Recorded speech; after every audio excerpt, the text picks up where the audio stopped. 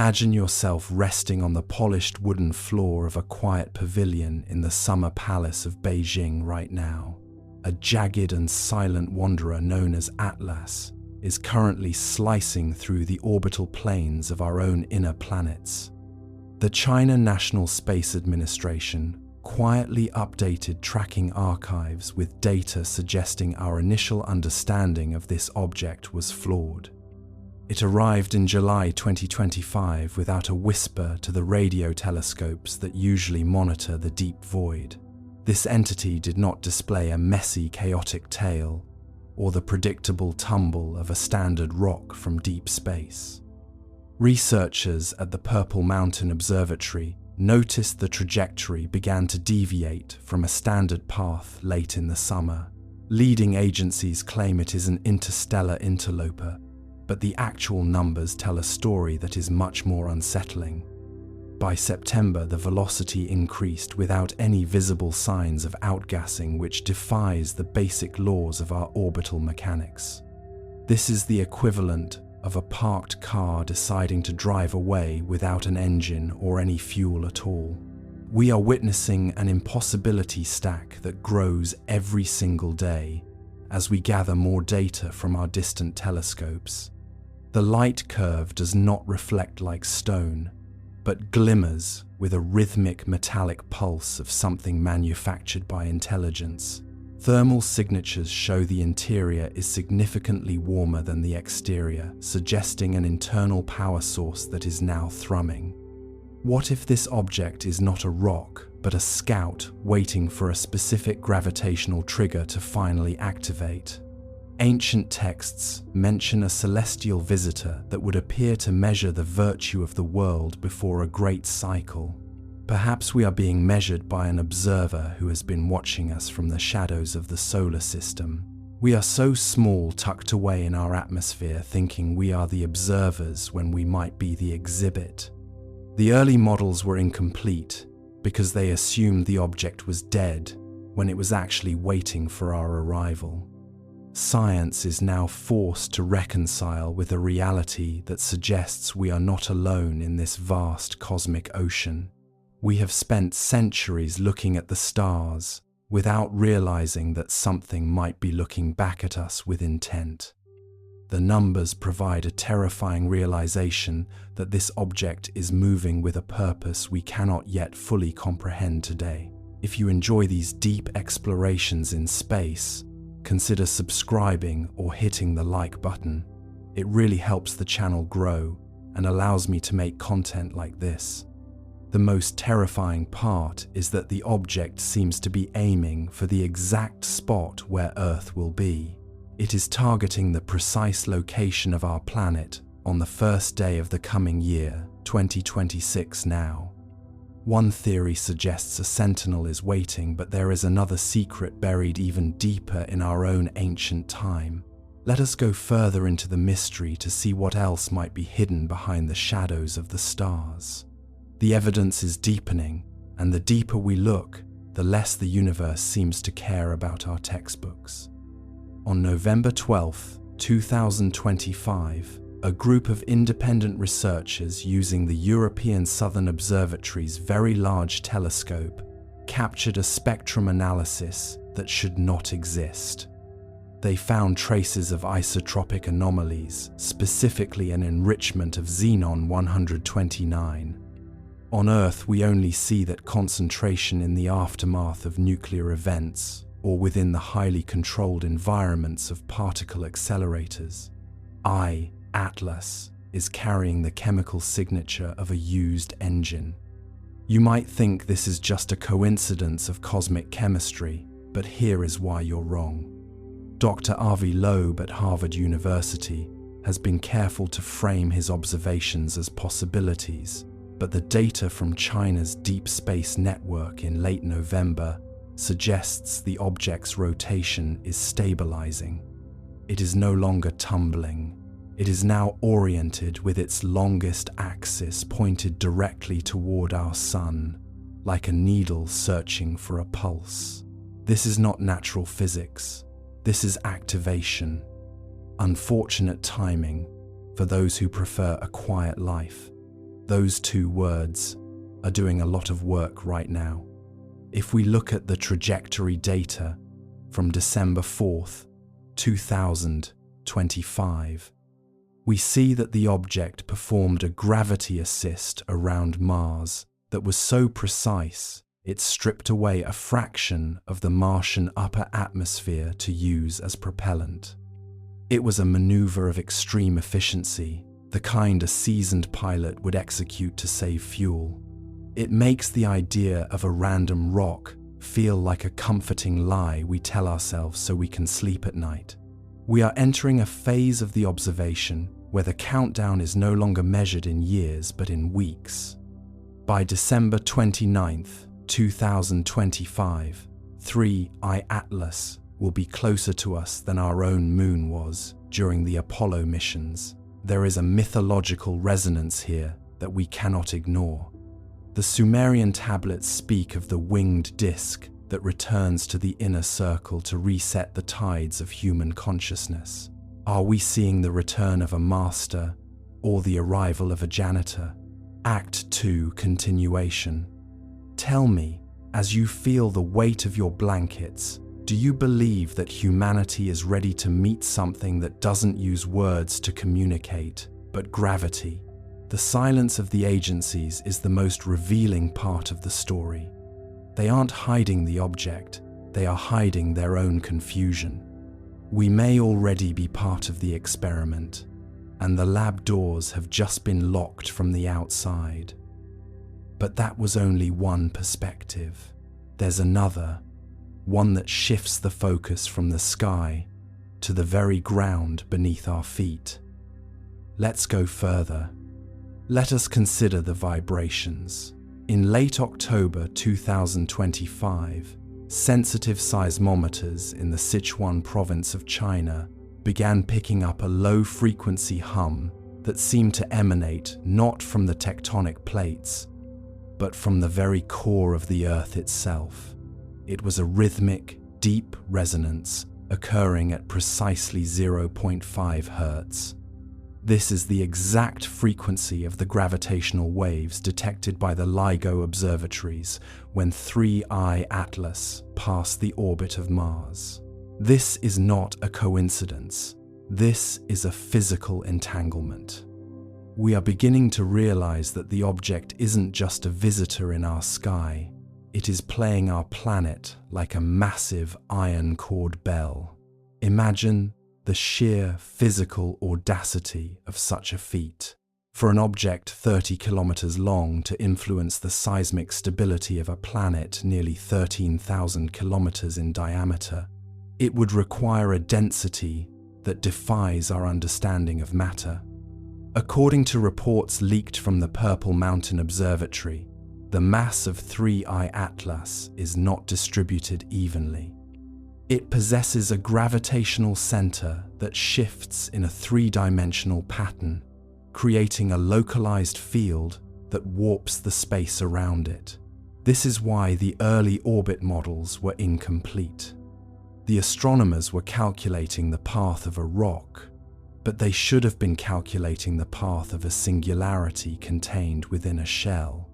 You might think that such a massive disturbance would be loud, a crashing cacophony of geological upheaval, but here is why you are wrong. The interaction is hauntingly quiet. It is a slow, methodical tuning. It is as if 3I Atlas is gently turning a dial, searching for the resonant frequency of our world. When it finds it, the results will not be measured in earthquakes or tsunamis, but in a subtle shift of the Earth's axial tilt.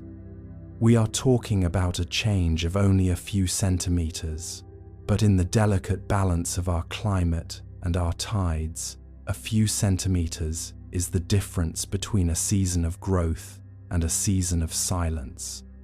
Unfortunate timing for the skeptics. Those words are doing a lot of work as we look at the data from November 28th, 2025. On that day, the National Astronomical Observatories of China recorded a momentary dip in the moon's orbital velocity. It lasted for only 3 seconds, but it was enough to send the world's astrological agencies into a closed-door panic. This suggests that 3I Atlas is not just moving through space, it is anchoring itself to the local neighborhood. It is building a web of gravitational filaments, connecting itself to the sun, the earth, and the moon. We are being woven into a new celestial architecture, and we were never asked for our consent. This brings us to the conspiracy of the shadows. There is a persistent rumor among the engineers at the Wenchang spacecraft launch site that the high-resolution images of 3I Atlas show something more than just a metallic surface. They claim that the object is covered in a translucent, crystalline lattice that grows and retracts based on its distance from the sun. This lattice is not biological, yet it exhibits a behavior we associate with life. It seeks the light, it feeds on the solar wind, it is a machine that breathes energy and exhales gravity. What if the outgassing we observed in August was actually the deployment of these lattices? If we look at the historical records of the Song dynasty, there are descriptions of a glittering net seen in the sky during a period of intense meteor showers. The scholars of the time described it as a celestial barrier, a protective screen that kept the fire stars from reaching the palace of the emperor. Could 3I Atlas be a remnant of that ancient system, a piece of a global shield that has finally returned to its station? The math of its approach is becoming increasingly specific. By December 15th, 2025, the object will be positioned exactly between the Earth and the Lagrange point 1. This is a point of perfect gravitational equilibrium. From this vantage point, 3I Atlas will have a permanent, unobstructed view of the sunlit side of our planet. It will be able to see every city, every forest, and every movement we make. It is not just an observer, it is a permanent resident. The silence of the agencies during this period has been profound. No press releases, no televised briefings, only a series of technical maintenance notices on their official websites. But the amateur astronomers know the truth. They can see the object with their backyard telescopes. It has grown from a faint speck to a visible, shimmering needle that hangs in the twilight sky like a permanent scratch on the lens of reality. Think of the irony of our modern life. We have spent billions of dollars on the James Webb Space Telescope to look back at the beginning of time, only to have the beginning of time come to us in a 30-kilometer-long package. We are looking at technology that was likely perfected when our ancestors were still huddling in caves, terrified of the very thunder that we now try to replicate in our labs. 3I Atlas is a reminder of our infancy. It is a nursery monitor for a species that is just starting to open its eyes. As the night grows deeper and your room becomes a sanctuary of shadow, consider the weight of the air around you. Every breath you take is influenced by the pressure of the atmosphere, a thin skin of gas held in place by the very gravity that 3I Atlas is now manipulating. We are inextricably linked to this visitor. We are part of its trajectory.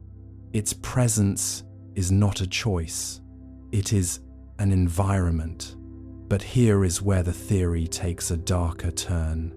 Some researchers at the China National Space Administration have proposed that the object is not just here to watch. They suggest it is here to harvest, not our minerals and not our water, but our information. Every radio wave, every satellite transmission, and every digital pulse we have sent out into the void over the last century has been caught in the gravitational net of 3I Atlas. It is a cosmic sponge, soaking up the history of our species, our triumphs, and our many failures. Imagine the vast archives contained within that obsidian shell. It knows our languages better than we do. It knows our music, our wars, and our dreams. It is an encyclopedia of humanity, compiled by an entity that has no emotional attachment to the subject. To 3I Atlas, we are a dataset. We are a sequence of events to be analyzed and archived before the next cycle begins. The countdown to January 1st, 2026 is not just a calendar event, it is a deadline for our relevance. Once the data collection is complete, what happens to the source?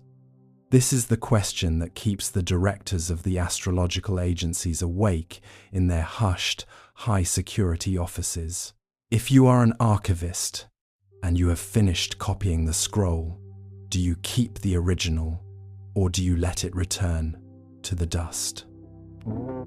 Let us back up and look at the mythic connection once more.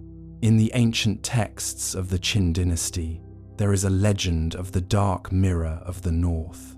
It was said to be a mountain that floated in the stars, reflecting the souls of the people below. If the people were just, the mirror would shine with a gentle light. If they were divided, the mirror would turn to cold, black stone.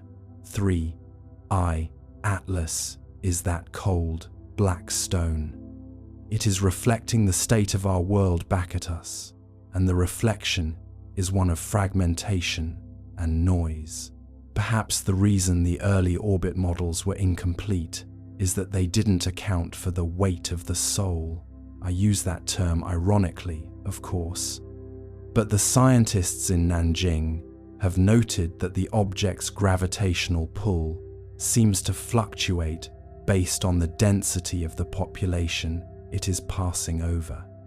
When it passed over the crowded cities of East Asia, its pull increased by a fraction of a milligauss. This is an impossibility in standard physics. A rock should not care how many people are beneath it. But 3I Atlas does. It is measuring our presence, not just our mass. This is the activation we spoke of earlier. The object is coming alive in response to us. We are the fuel for its mission. As you drift closer to the edge of sleep, let that thought sit with you. You are a contributor to the cosmic ledger. Your presence, your thoughts, and even your rest are all part of the signal being processed by the 30-kilometer-long traveler in our sky. There is a strange comfort in this. To be part of something so vast, even as a tiny data point, gives a sense of continuity. We are not just lost on a speck of dust. We are participants in a grand interstellar recording. The silence of 3I Atlas is not the silence of an empty room. It is the silence of a packed theater waiting for the first note of a symphony. The agencies are hiding their confusion because they realize they are no longer in control of the narrative. The world's leading scientists are being forced to use words like miracle and anomaly because their formulas have failed them. We are in the realm of the sublime, where the scale of the mystery exceeds our capacity for language. 3I Atlas is the period at the end of the sentence of our old understanding of the universe. But that was only one theory. There's another, one that suggests the object isn't just an archivist, but a catalyst for something much closer to home. Let's go further. Let us back up. To understand the future of 3I Atlas, we must look at the echoes of the past, specifically the year 2025, when the first whispers of its arrival were found in forgotten archives.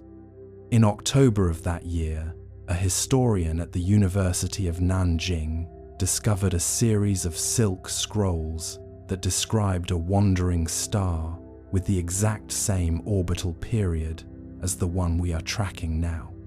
Nah, the scrolls claimed the star would return every 3,600 years to realign the shadow of the Earth.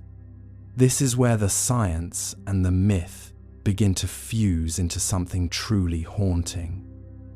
If the Chinese orbit models were incomplete, it is because they were looking for a comet when they should have been looking for a clock.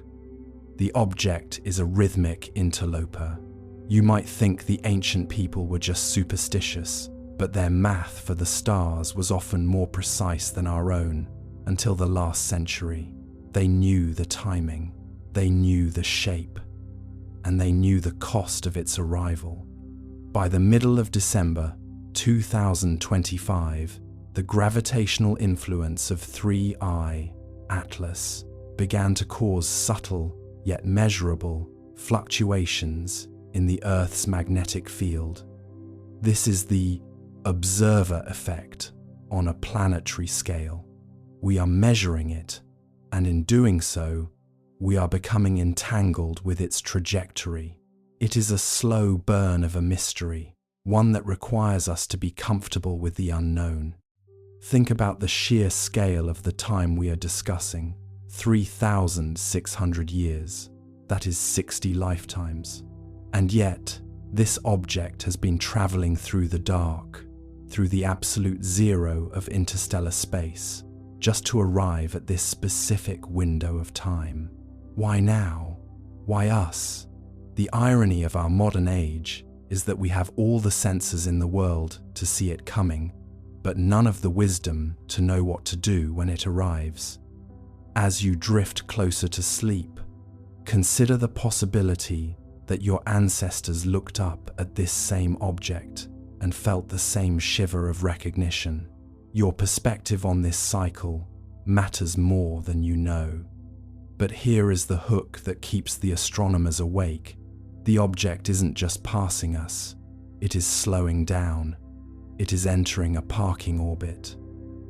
But that was only one myth.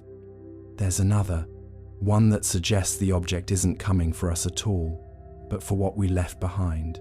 Let's go further. Let us back up to the summer of 2025, specifically the evening of July 24th, when the Purple Mountain Observatory in Nanjing first flagged a thermal spike in the Kuiper belt that didn't fit the profile of a standard comet. While the initial reports spoke of a rocky visitor, the deeper research conducted by the China National Space Administration suggested something much older, much colder, and far more intentional. They began to cross-reference these new coordinates with the astronomical logs of the Han Dynasty, where court stargazers documented a guest star that refused to twinkle. It was described as a silver needle that stitched the constellations together before vanishing into the northern darkness. It has been 3,600 years since that needle last touched our sky, and the timing of its return is not merely a coincidence of orbital mechanics. It is a scheduled arrival. This leads us to a startling hypothesis, currently being debated in the highest levels of the European Space Agency. What if the reason the early orbit models for 3I Atlas were incomplete is because we were calculating its mass based on volume, assuming it was a solid piece of silicate or iron? But in September 2025, gravimetric readings from the Tianwen-2 probe revealed a hollow interior of such immense scale that it could house a small city.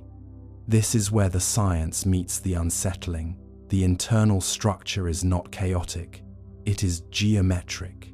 It is composed of vast interlocking chambers of carbon nanofibers that resonate with the solar wind.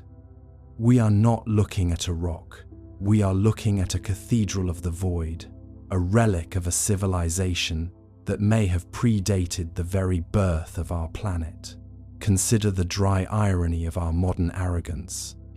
We have built global networks of fiber optics and silicon, thinking ourselves the masters of information, while 3I Atlas has been carrying a library of the cosmos for eons, carved into the very structure of its atomic lattice. Dr. Jacqueline McClary has suggested that the object is a passive collector of terrestrial radio leakage. For 80 years, we have been screaming our existence into the dark through television signals, radar pulses, and digital whispers. 3I Atlas did not stumble upon us. It followed the sound of our own voices back to the source. It is an archivist that has arrived to collect the latest chapter of a very long and very messy story. But here is where the mystery turns into a pattern. In October 2025, an independent research team in Scandinavia noticed that the object's deceleration was perfectly synchronized with the precession of the Earth's axis. It is slowing down at a rate of precisely 1.618 centimeters per second squared. This is the golden ratio, the divine proportion that governs the spiral of galaxies and the arrangement of seeds in a sunflower. Nature uses this number for growth, but 3I Atlas is using it for control. It is a mathematical signature that screams intent. It is a message that says, I am not an accident of physics. I am a product of design. You might think that such a massive object entering a parking orbit would be a cause for immediate global alarm, but the silence of the agencies is a calculated maneuver. They are terrified of the what-if loops. What if 3I Atlas is not a scout, but a marker? In the mythology of the ancient Sumerians, there are mentions of the tablets of destiny, objects sent by the gods to record the deeds of men before a great clearing of the slate. If we look at the geological records of 3,600 years ago, we find evidence of massive climate shifts, volcanic eruptions, and the sudden collapse of several Bronze Age civilizations. The guest star was there for all of it. It was the silent witness to our near extinction, and it has returned exactly when our global population has reached its peak. The historical humor here is subtle but biting. We spend billions of dollars searching for life on Mars, looking for a single cell or a frozen microbe, while a 30-kilometer-long masterwork of engineering is literally knocking on our front door. Unfortunate timing for our planetary ego. Those two words are doing a lot of work right now as we realize that we are not the protagonists of this story. We are the subjects of a study. We are the specimen under the lens. By November 2025, the object had reached a position known as the Lagrange point 2, hiding in the Earth's shadow. It stayed there for 12 days, perfectly still, before moving toward the moon. This is where the conspiracy theories begin to gain a terrifying weight. The China National Space Administration's lunar rover, Yutu-3, reportedly captured footage of 3I Atlas releasing smaller sub-objects toward the lunar South Pole. These were not probes, they were anchors. They were described by technicians as obsidian spheres that buried themselves into the lunar regolith, emitting a low-frequency hum that has since stabilized at 14.3 Hz. This is the Schumann resonance of the Earth. The object is literally plugging itself into the frequency of our home. Let me start with something that should terrify every astronomer on Earth. The object is now altering its own albedo. It is becoming darker, absorbing 99% of all incoming light. It is vanishing from our visual telescopes, hiding in the dark, even as its gravitational pull continues to grow. We can feel it, but we can no longer see it. It is as if the visitor has walked into our house and turned off the lights, and we are left sitting in the dark, listening to the sound of its breathing. It is a slow burn of a revelation, a realization that we are no longer alone in our own backyard. In December 2025, the atmospheric sensors in the high Himalayas detected a change in the ionized layers of the thermosphere. A signal was being transmitted from the lunar anchors back to 3I Atlas.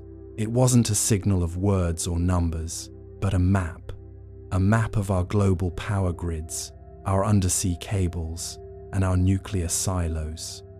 The object isn't interested in our biology. It is interested in our infrastructure. It is studying the nervous system of our civilization. It is assessing how we have wired the world.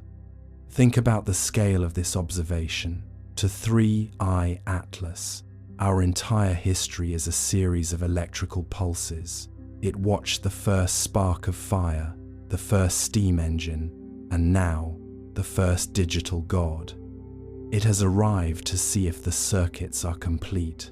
As you feel the softness of your pillow and the quiet of your room, consider that you are part of that circuit. Your digital footprint, your heartbeat, the very energy you consume is a data point in a calculation that is currently being finalized in the cold dark of the lunar shadow. The irony of our current situation is that we have all the information and none of the understanding. We can track the object's velocity to the 10th decimal point. We can analyze its chemical composition, and we can predict its orbit with terrifying accuracy. But we have no idea why it is here. We are like ants, trying to understand the purpose of a highway by measuring the temperature of the asphalt. We are missing the grand design because we are too focused on the details. In late December 2025, a leading scientist at the Smithsonian Astrophysical Observatory resigned after claiming that 3I Atlas had responded to a laser-ranging pulse with a message of its own. He claimed that the object reflected the laser back with a slight frequency shift that, when translated into audio, sounded like a human choir singing a single, sustained note. It was not a song of war, nor a song of peace. It was a song of recognition. It was a sound that matched the resonance of the ancient bells found in the tombs of the Marquis Yi of Zheng. A sound that has waited 2,400 years to be heard again. We are reaching the end of the window of observation.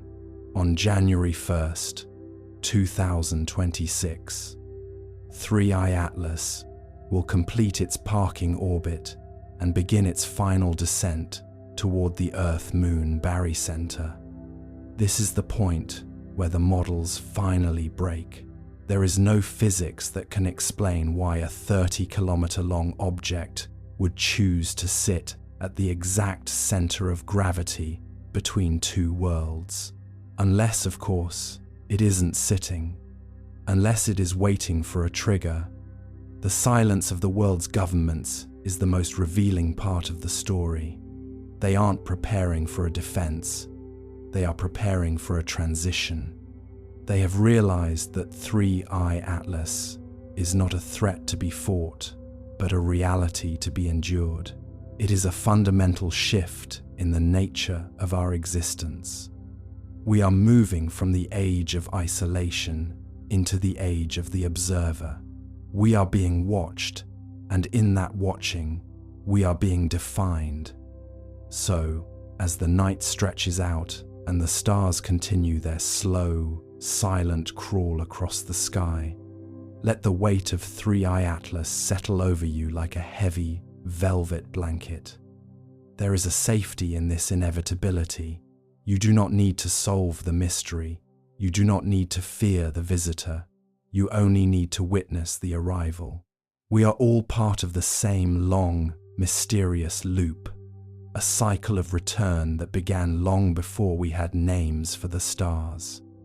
The object has arrived, the parking orbit is stable, and the great silence is just beginning.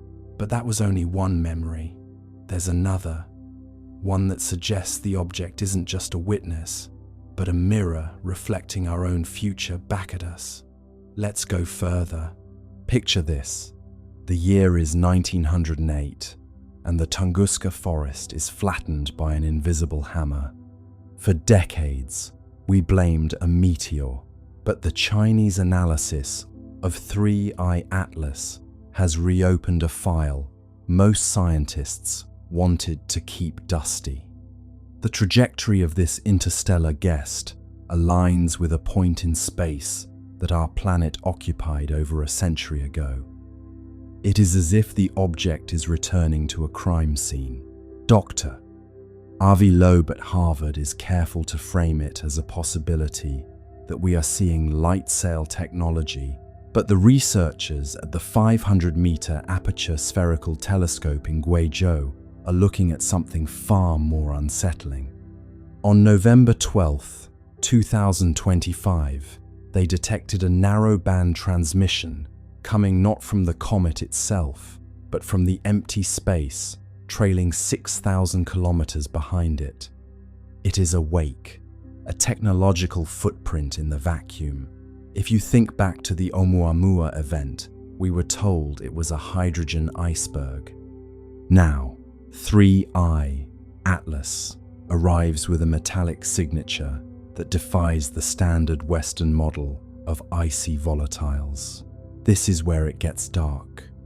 The Chinese data suggests that the object's mass fluctuated by 3% as it crossed the frost line. In the world of physics, mass does not just vanish and reappear unless you are playing with dimensions we have not mastered yet. There is an ironic understatement in the way the European Space Agency describes these deviations as orbital perturbations. Those words are carrying the weight of a world-changing revelation. We are watching a ship execute a braking maneuver that lasted from October to December 2025.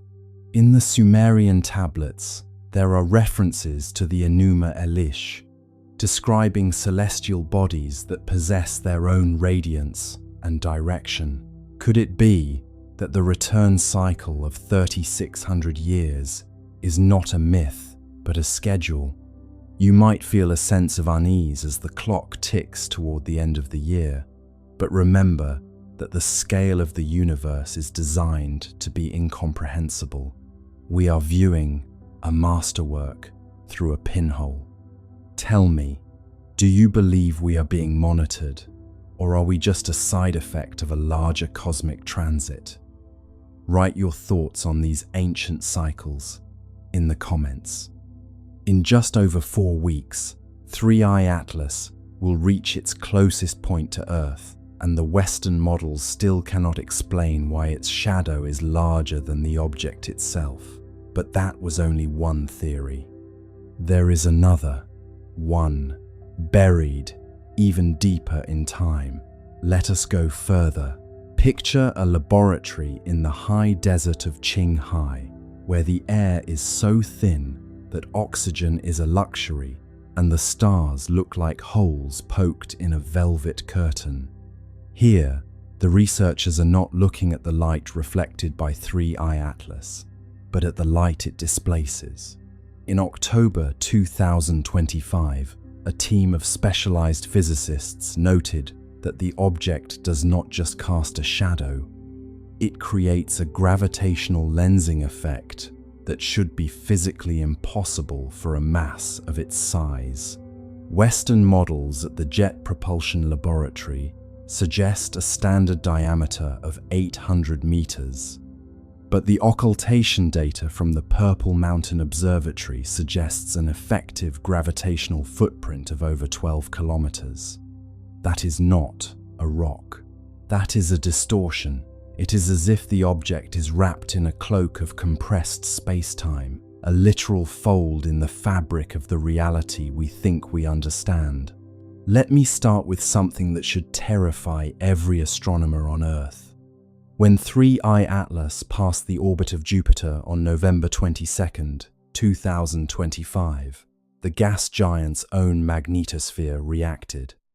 There was a surge in radio emissions from Jupiter's polar regions that perfectly mirrored the 14.2 Hertz pulse of the visitor.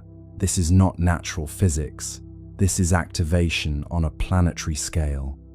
Dr. Avi Loeb at the Galileo Project has often spoken of the possibility of interstellar probes, but even his most radical theories struggle to account for an object that can influence the magnetic field of a planet 300 times the mass of Earth.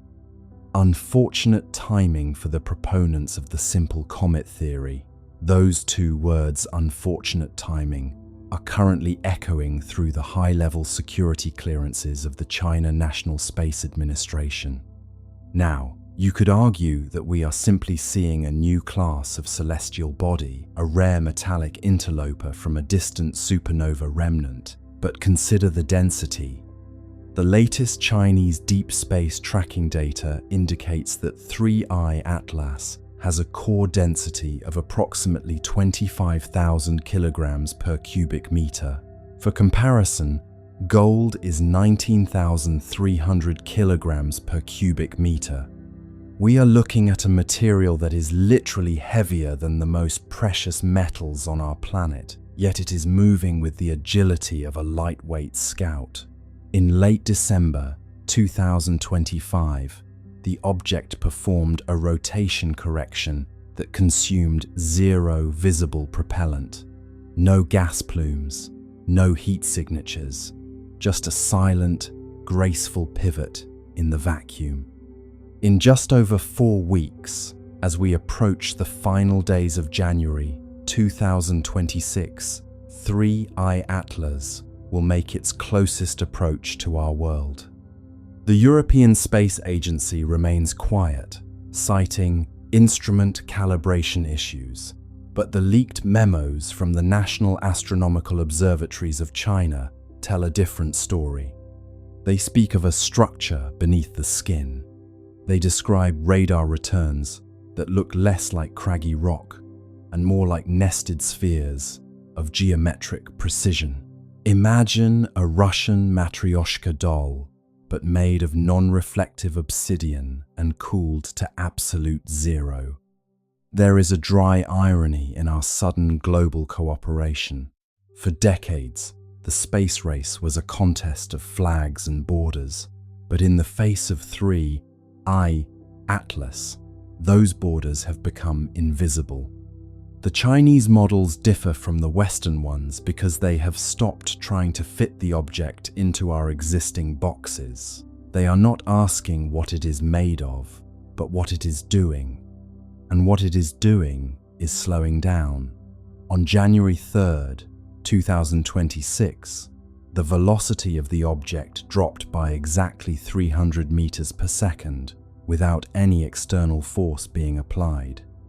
In the world of orbital mechanics, that is like a car stopping on a dime without hitting the brakes. Let me back up to the summer of 2025, when the first alerts went out.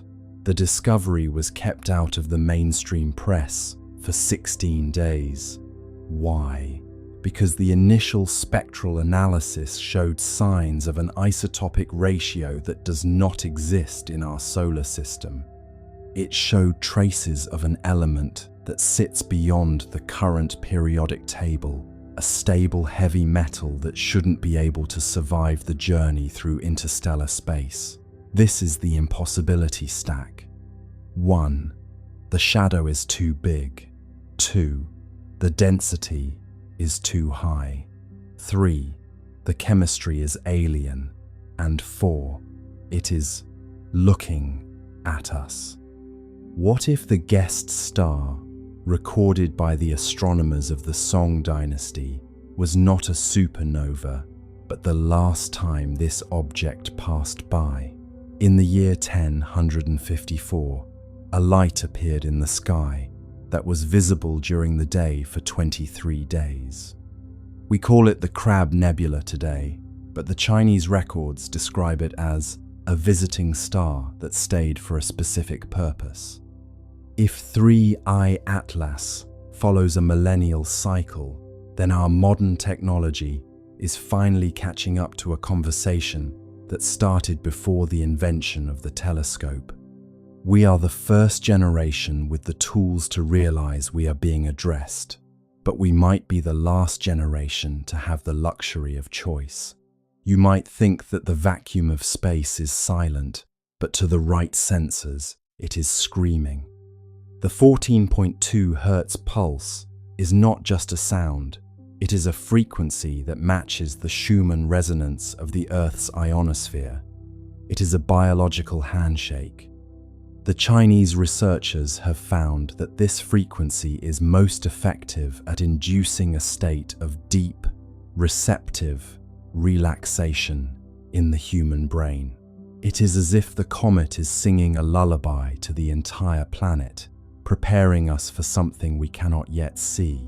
As we move deeper into this investigation, the tone of the scientific community has shifted from curiosity to a subdued paranoia. Citing Dr. Jacqueline McClary at the High Altitude Arrays, the newest reports suggest that the object's shadow is not a shadow at all, but a projection, a holographic shield designed to make a complex machine look like a simple rock to our primitive senses. But the Chinese models, utilizing the quantum-encrypted satellite links of the Mykios system, have pierced that veil. They see the angles, they see the symmetry, they see the intent. But here is where it gets dark. On January 9th, 2026, a small amateur observatory in Chile recorded a brief flash of light from the dark side of 3I Atlas. It wasn't a reflection, it was an emission, a tight beam burst of energy directed toward the L2 Lagrange point where our most sensitive space telescopes reside. It was a handshake between the visitor and our eyes. It was an acknowledgement. We are currently part of a dialogue that has no words, only math and light. You are drifting now, the weight of these long sentences pulling you toward the edge of consciousness. The comet is 82 kilometers per second of silent, violet mystery. It is 3,600 years of waiting. It is the end of the year and the beginning of an era.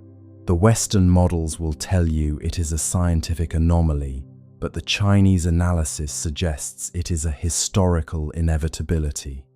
Unfortunate timing for our peace of mind. Those words are doing a lot of work, as the shadow of 3I Atlas begins to touch the very edge of our atmosphere's reach. But that was only one theory. There is another, one buried even deeper in time. Let us go further. Let's open the calculator now, the one the universe always breaks when we try to make sense of it. Astronomers ran the numbers and found something worse than anomaly impossibility. The chances of this trajectory existing naturally are 1 in a million. And if it isn't natural, then what exactly is it doing there? The math, at first glance, seemed harmless. A few columns of orbital parameters, the kind that make grad students fall asleep mid-coffee. But somewhere between the third decimal and the fourth significant digit, something snapped. The trajectory of 3I Atlas refused to sit still. It bent where it shouldn't bend. It lingered where velocity demanded it should flee. The equations began to look less like physics and more like confession. Numbers fold, logic cold. Truth defies what sums have told. Normally, interstellar objects follow predictable patterns. You can model them like billiard balls across cosmic distances. They come in fast, swing by the sun, and leave no drama, no detours. But 3I Atlas's path wasn't graceful. It was stubborn. Its entry angle was too steep, its perihelion too shallow, its velocity too precise. Not fast enough to escape chaos, not slow enough to suggest capture. It behaved like an object that chose its speed. When astronomers plotted its orbit, the lines refused to meet expectations. There was a tiny deviation near Mars, just half a degree, but that half degree meant the math had to call in sick. Simulations that should have stabilized spiraled instead into noise. Gravity, that old, reliable law, looked like it had lost its grip. You picture the room where it happened. Laptops glowing, data charts scrolling, coffee cooling into existential sludge. Someone frowns at the screen and says, "That can't be right." Another replies, "Check your units." A third, softly, "I did." Graphs misbehave, models wave, certainty slips beneath the grave. And then comes the phrase every scientist dreads, statistically improbable, which sounds calm, but in the language of physics, it's a polite scream. Statistically improbable means we can't call it impossible without breaking tenure. The anomaly wasn't just its orbit, but its timing. 3. I-Atlas arrived exactly when Mars was positioned for maximum visibility, almost too perfectly. Not weeks earlier, not months later. Right there, right then, with 7 spacecraft ready and waiting. The odds of that happening naturally, 1 in a million. The odds of it happening twice, after Oumuamua's similarly suspicious arrival in 2017, 1 in a billion. You'd have better luck being struck by lightning while winning the lottery on a flying whale. ESA's internal memo summarized the problem delicately. Observed trajectory, inconsistent with gravitational expectations. Further analysis required. Translation: physics is mad at us. The more they recalculated, the stranger it got. Gravitational modeling suggested that the object's acceleration near Mars was slightly higher than predicted, even though there was no nearby mass to explain it. Radiation pressure from the sun could account for some of that, but not all. It's like watching a leaf fall upward and telling yourself, it's just wind you can't feel. Forces lie, numbers sigh, laws bend softly in the sky. NASA's Dynamical Systems team tried something desperate, reverse engineering the orbit backward through time, as if rewinding a film. When they did, 3I Atlas's path didn't trace cleanly into interstellar space. It looped a faint, impossible curve that seemed to originate from a region between known stars, a nowhere place, a mathematical shrug. That's when someone joked, maybe it's the universe's typo, but you could tell the joke wasn't funny. Typos don't maintain coherent structure for millions of kilometers. Meanwhile, the probability graphs looked like flat lines. Every statistical model screamed the same thing. This shouldn't exist. A few researchers began whispering about guided motion. The phrase never made it into print, but it appeared in Slack channels, in late-night emails.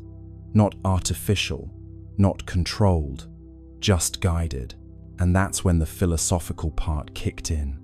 If something's improbable enough, does that make it unnatural or just unobserved? Chance or plan? Who began? Numbers blink but never span. Maybe the universe occasionally rolls dice that land on their edges. Or maybe it's not dice at all, but choreography. For context, the universe is massive enough to make 1 in a million events happen constantly. But that's comforting, only until you realize we just happen to be living inside one of those moments. Still, scientists crave sanity, so they kept calculating. One by one, they added variables: solar tides, non-gravitational jets, dust asymmetry, radiation torque. Each tweak made the model behave for a moment, until the numbers rebelled again. You could almost hear the equations groaning, like ancient machinery forced to simulate a trickster. Finally, a physicist from Bologna sent an internal memo titled simply, "Low probability, high significance." In it, she wrote, "We may need to consider non-standard dynamics," a phrase as gentle as it is apocalyptic. Non-standard dynamics means the universe is doing something new, and we don't have the vocabulary for it. Odds decay, math gives way, chaos hums where patterns stay. The truth is, impossibility doesn't scare scientists, it seduces them.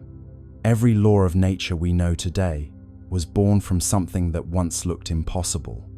But deep down, they all know, once you cross into 1 in a million territory, you're either on the brink of discovery or a very expensive hallucination. So they stared at the numbers again, blinking hard, hoping they'd rearrange into something less extraordinary. They didn't. The comet that shouldn't exist kept existing, gliding through Mars's shadow like a cosmic dare. And somewhere between decimal points, someone whispered the question no one wanted in the official record.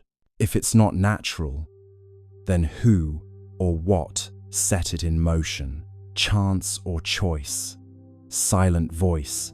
Numbers hum the universe's poise. Let's turn our gaze now from orbit to the ground, to the one mechanical witness, sitting quietly on that red desert, under a pinkish sky. The skycam on the rover caught something on October 2nd, a blur with structure, a glint that seemed to move against the stars. Then, the images stopped coming, a Martian ghost on a digital feed. The Perseverance rover isn't easily startled. It's seen dust devils, eclipses, and meteors slicing the Martian sky like quiet knives. Its skycam, perched on the rover's mast, watches everything. Dust storms curling on the horizon, the slow breath of sunset through the thin air. But that night, the feed showed something it wasn't supposed to show: a flicker of motion above the usual scatter of constellations, a glint that moved wrong. Stars stay still, pixels thrill, light missteps against its will. The first frame looked harmless, a faint blur near the edge of the field, maybe a cosmic ray hitting the sensor. The second frame caught it again, shifted slightly upward. The third frame, a flash, clean and geometric. Then, black. The feed ended. Within hours, the automated alert system flagged the anomaly.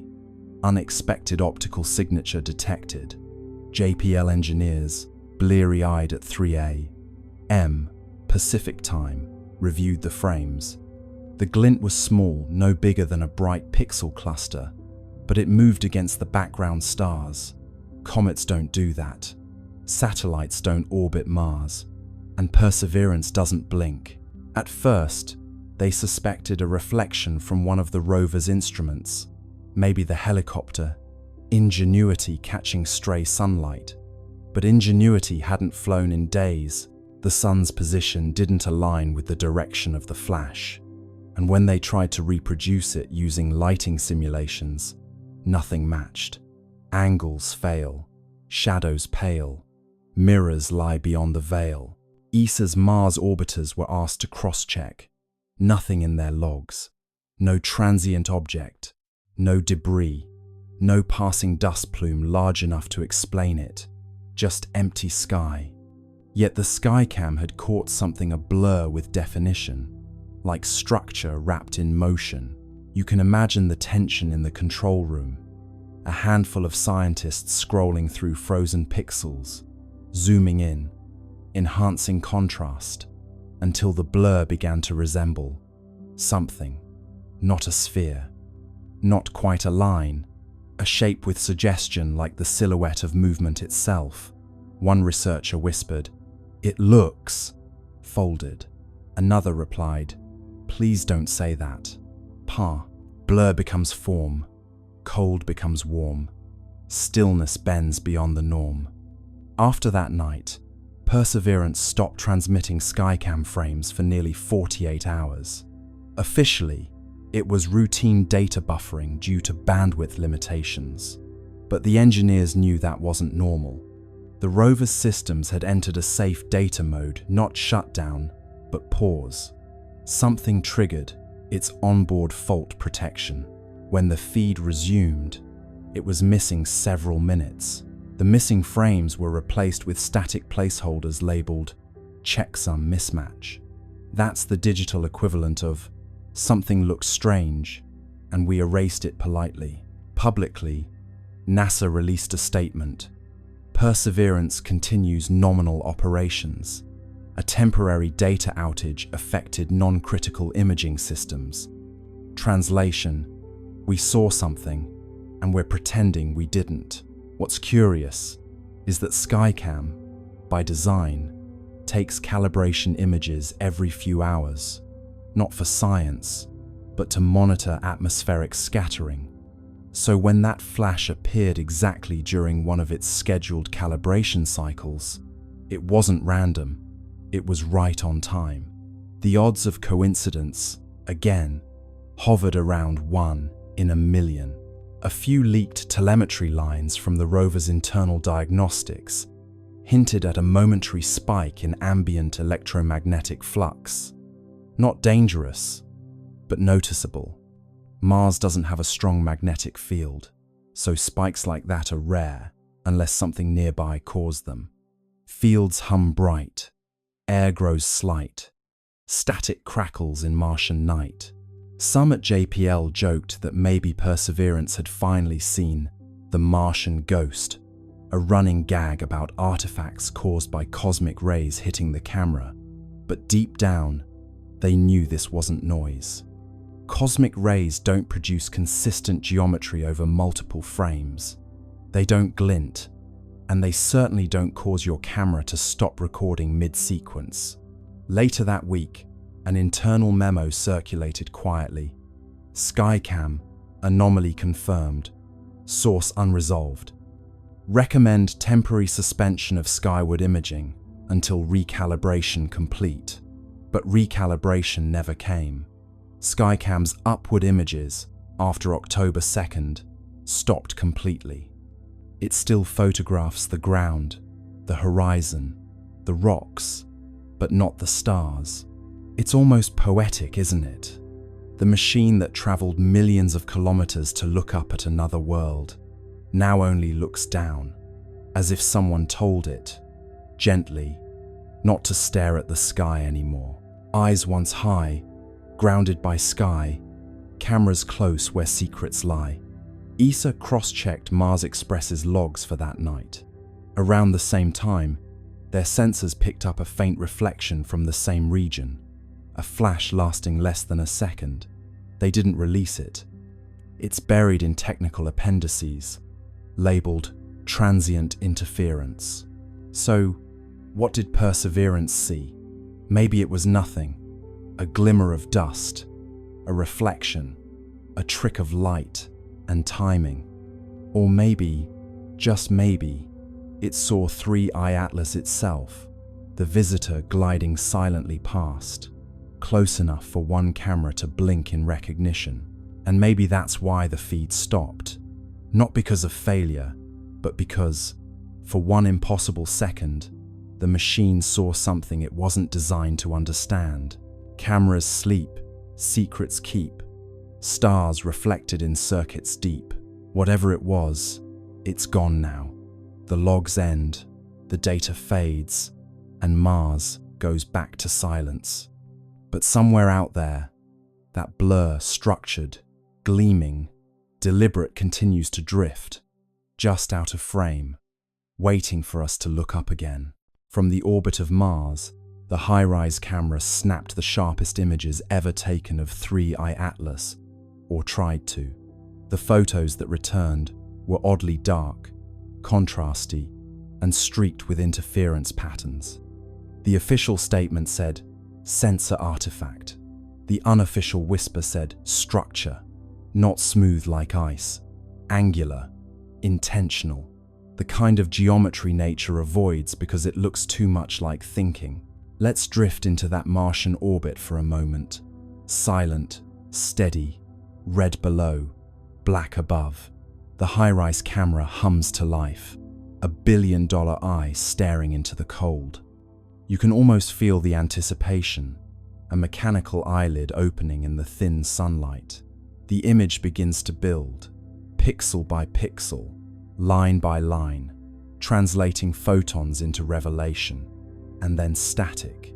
At first, it's subtle, a faint interference pattern, a digital shimmer, like someone exhaling across a radio signal. The engineers squint at their monitors. Maybe cosmic rays hit the sensor, someone suggests. Maybe solar noise. But cosmic rays don't make right angles, and solar noise doesn't repeat itself with architectural precision. The next image arrives, darker. The histogram spikes in places it shouldn't. The shape in the frame looks less like a comet and more like, well, something trying very hard not to look like anything. Its edges are clean, too clean. Shadows fall where there shouldn't be surface variation.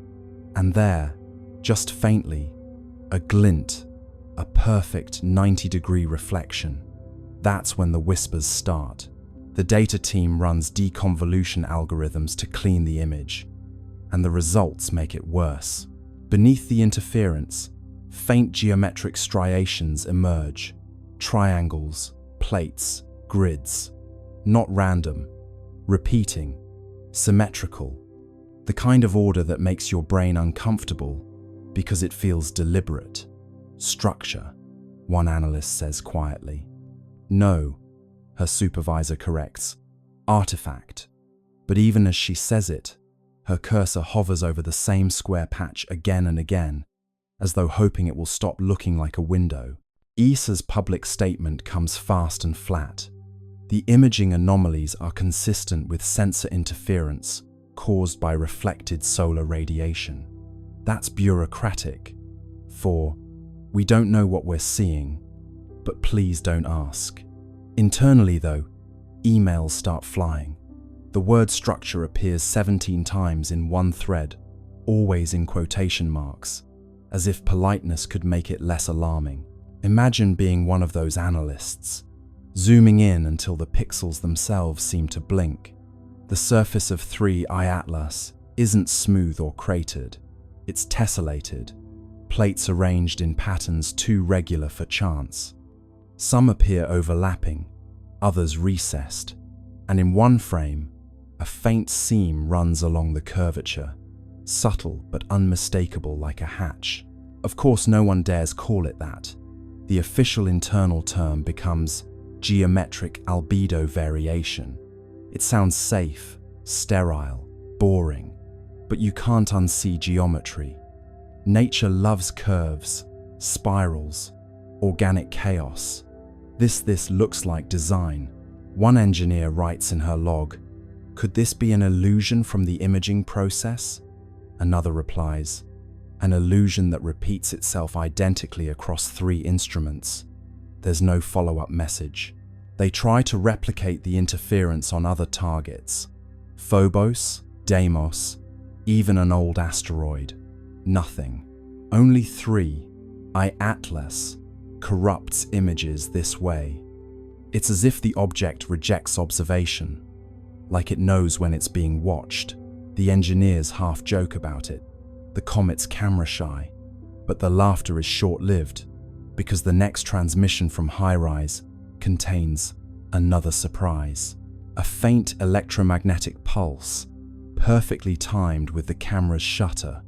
Not a malfunction, a response, as though the act of observation triggered a reply. A pulse that says, in its own quiet way, "I see you too."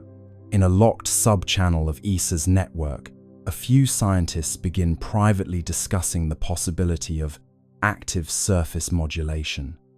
They talk about the way certain materials can alter reflectivity based on exposure photonic metamaterials, adaptive nanostructures.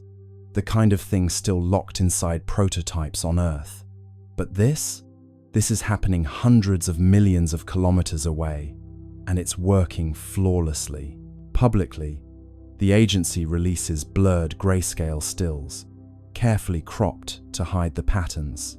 Enhanced contrast is cited as the reason for distortion. It sounds reasonable until you realize they've enhanced the darkness, not the light. They've made the object less visible, not more. The cover-up, if it is one, isn't about hiding truth. It's about buying time. You imagine the silence inside those offices, the soft tap of keys, the nervous glances toward closed doors. The engineers know what they've seen, but they also know how careers end. Better to let the pixels lie. Better to call intention an artifact and go home early. But the data, like truth, keeps finding its way back. Somewhere, late in the night, a graduate student overlays all the interfered images, stacking them like translucent slides. Slowly, a pattern emerges. Faint, angular, deliberate. A hexagonal lattice running the length of the object, segment by segment. She whispers, "This isn't random." Her mentor sighs and rubs his eyes. Then don't say it out loud. 3i Atlas drifts on, silent and unbothered, its surface catching sunlight in rhythms that cameras can't quite capture.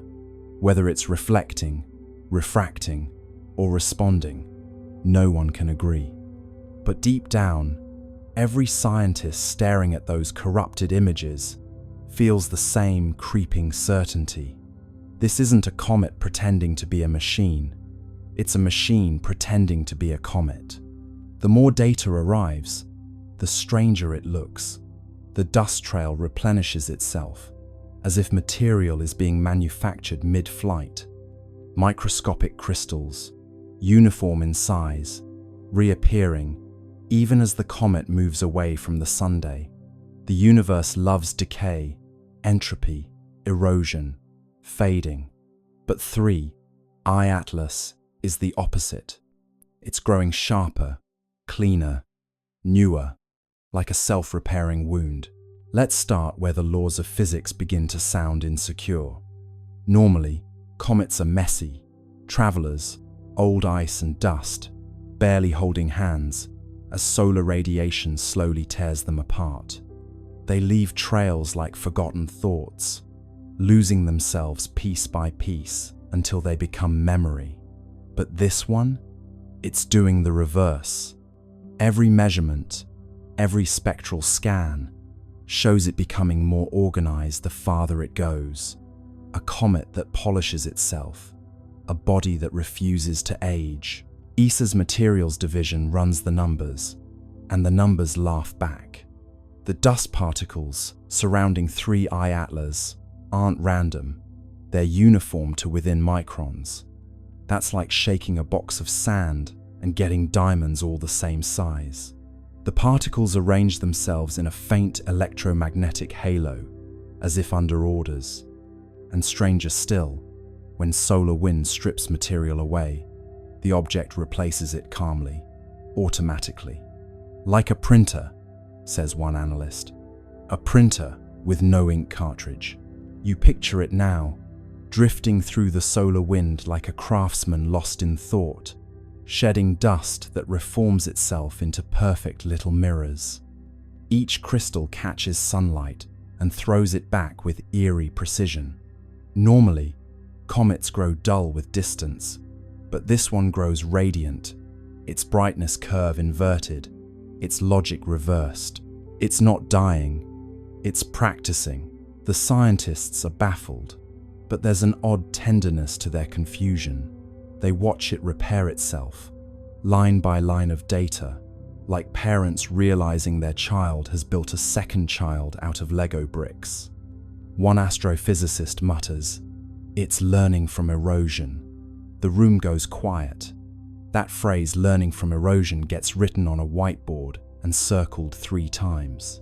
At the University of Tokyo, a team models the crystal growth in simulation. The patterns match something they recognize: controlled deposition, a process used in nanofabrication to grow thin films in electronics.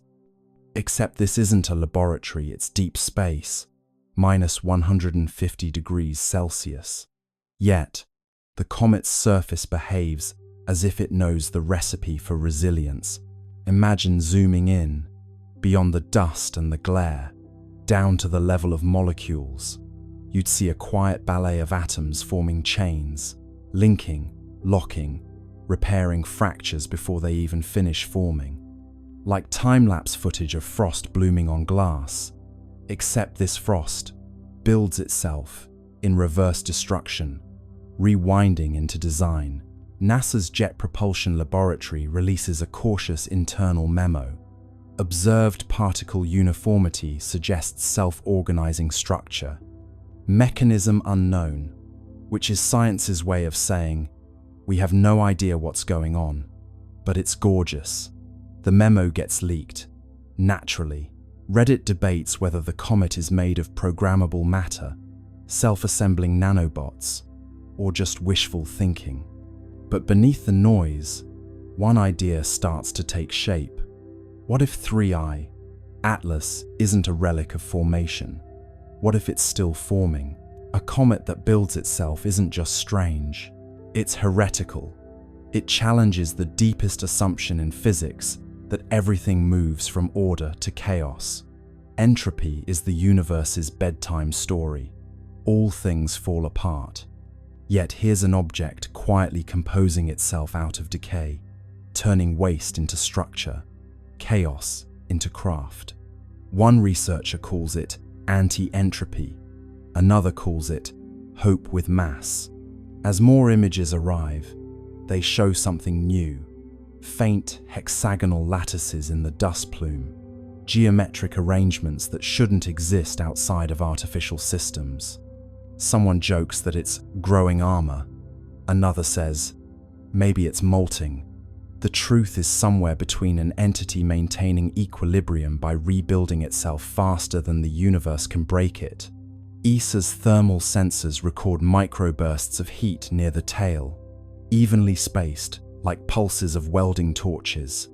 They happen precisely as new crystals appear. Localized repair events, the report reads. Each one perfectly timed to solar exposure. It's as if sunlight doesn't damage it, it instructs it. The star's radiation becomes code, and 3I, Atlas, is reading it fluently. You start to feel the strangeness of it. A comet that reacts, responds, refines. You could almost mistake it for alive, not in the biological sense, but in the thermodynamic one. A system that resists entropy by feeding on it. Every atom rearranging into something stronger, cleaner, newer, like evolution, with a design degree. Late one night, an astronomer in France writes in his private notes, "It's not moving through the solar system, it's using it." He doesn't elaborate, but the implication is clear. The comet is harvesting the energy of its environment to maintain itself. Not a passenger of gravity, but a participant in it. Meanwhile, the headlines call it poetic names: the immortal comet, the self-made traveler, entropy's enemy. The public romanticizes what the scientists fear, because what 3I Atlas represents isn't comfort. It's competition. It's the idea that the universe might not be running down at all. Maybe it's recycling. Maybe, somewhere in the quiet machinery of the cosmos, things are building themselves anew while we're too busy decaying. Picture it now, drifting past Mars, its tail shimmering like a thread of light weaving itself back together. A self-sustaining scar on the fabric of space. A wound that heals faster than it can bleed. And for the first time, humanity looks at a comet and wonders not where it came from, but what it's trying to become. Nickel emissions rise and fall every 11.2 hours, a rhythm so consistent it could keep time. No known process in cometary physics oscillates like that. It's not random, not thermal, not tidal. If you plot it out, the curve looks eerily like a power cycle. Input, output, rest, release. As though the object isn't just active, it's working. Imagine the rhythm first, before the meaning, that quiet, patient beat echoing across space. 11.2 hours, every single time. A pulse of metallic gas blooming into the void, steady as a clock, calm as breath. You could almost set your watch to it, if your watch were brave enough to admit that comets shouldn't behave like generators. ESA scientists call it periodic outgassing, but that phrase hides its strangeness. Outgassing, sure, all comets breathe when they near the sunday, but they do it chaotically, spasmodically, like old engines sputtering to life. 3I Atlas breathes like a monk, precise, patient, unbothered. The jets flare with mathematical regularity. Heat spikes rise and fall in perfect symmetry. It doesn't vent, it operates. One researcher compares it to a geothermal cycle. Another, quietly, says it looks more like a feedback loop, the kind you'd find in systems built to sustain themselves. Not explosion, not decay maintenance. It's as if, she writes in her notes, the object is checking its own pulse. You picture the surface up close, a dark, angular world of nickel frost and whispering gas. At regular intervals, something stirs beneath a shimmer of energy, invisible but disciplined. Jets of metallic vapor hiss outward, then stop, then start again, exactly 11 hours later. If you could hear it, it would sound like the slow exhale of a sleeping machine. In a conference call, a thermal engineer says what everyone's been thinking, but nobody dares to say. It's cycling power. The silence that follows lasts too long. Finally, a voice breaks through. Comets don't have power to cycle. Laughter, brief and brittle. But the idea doesn't leave the room. ESA's temperature graphs show a curious pattern. When the nickel plume rises, the overall surface temperature dips. When the plume fades, the temperature rises again. Inversion. Energy leaving, energy returning, like heat being pulled from one layer to another. A comet shouldn't regulate its temperature, but this one does, as if conserving itself. Meanwhile, the magnetic readings pulse in perfect step with the emissions. Every 11.2 hours, a soft twitch in the surrounding field, weak but exact. It's synchronized, says the magnetometer lead. What's synchronized? Asks her supervisor. Everything. It's at this point that even skeptics start to sweat. There's no known natural mechanism that could time itself this precisely over weeks of observation. Thermal oscillations drift. Chemical reactions lose coherence. Orbital dynamics wobble. Only something with active feedback could hold this pattern so tight. You could call it mechanical, but that feels too simple. It's intentional physics. Picture the scientists watching from their consoles. They know what their instruments are telling them, but their faces stay still, like poker players with bad hands. Someone mutters, "Could be resonant harmonics with solar flux." Another nods, grateful for the excuse. But deep down, they all know the truth: the sun doesn't hum in 11-hour intervals. The longer they watch, the clearer it becomes. The pattern isn't just repeating, it's adapting. After a minor solar flare, the interval shortens by half a minute, as though 3I Atlas adjusted for environmental change. Feedback stabilization, someone writes in the margin. A note for posterity, a euphemism for "it noticed." Back on Earth, in a late-night live stream watched by a few thousand insomniac skywatchers, a physicist overlays the emission data with human heartbeats. The waveform syncs disturbingly well. Peaks, troughs, recovery, rest. The audience chat explodes with jokes, space pacemaker, cosmic Fitbit, and the inevitable, it's alive. The scientist smiles weakly and says, no, just rhythmic. But even she can't stop glancing at the screen like it's listening. One theory gains quiet traction, that the emissions are part of a resource loop.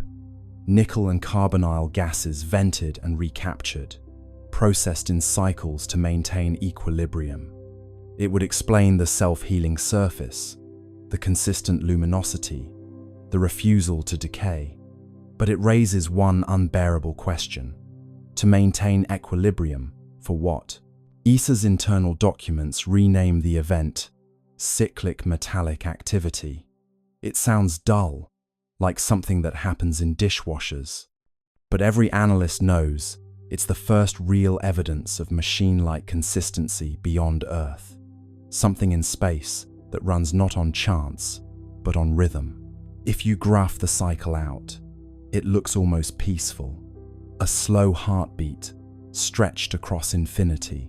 No spikes of panic, no erratic pulses, just calm repetition.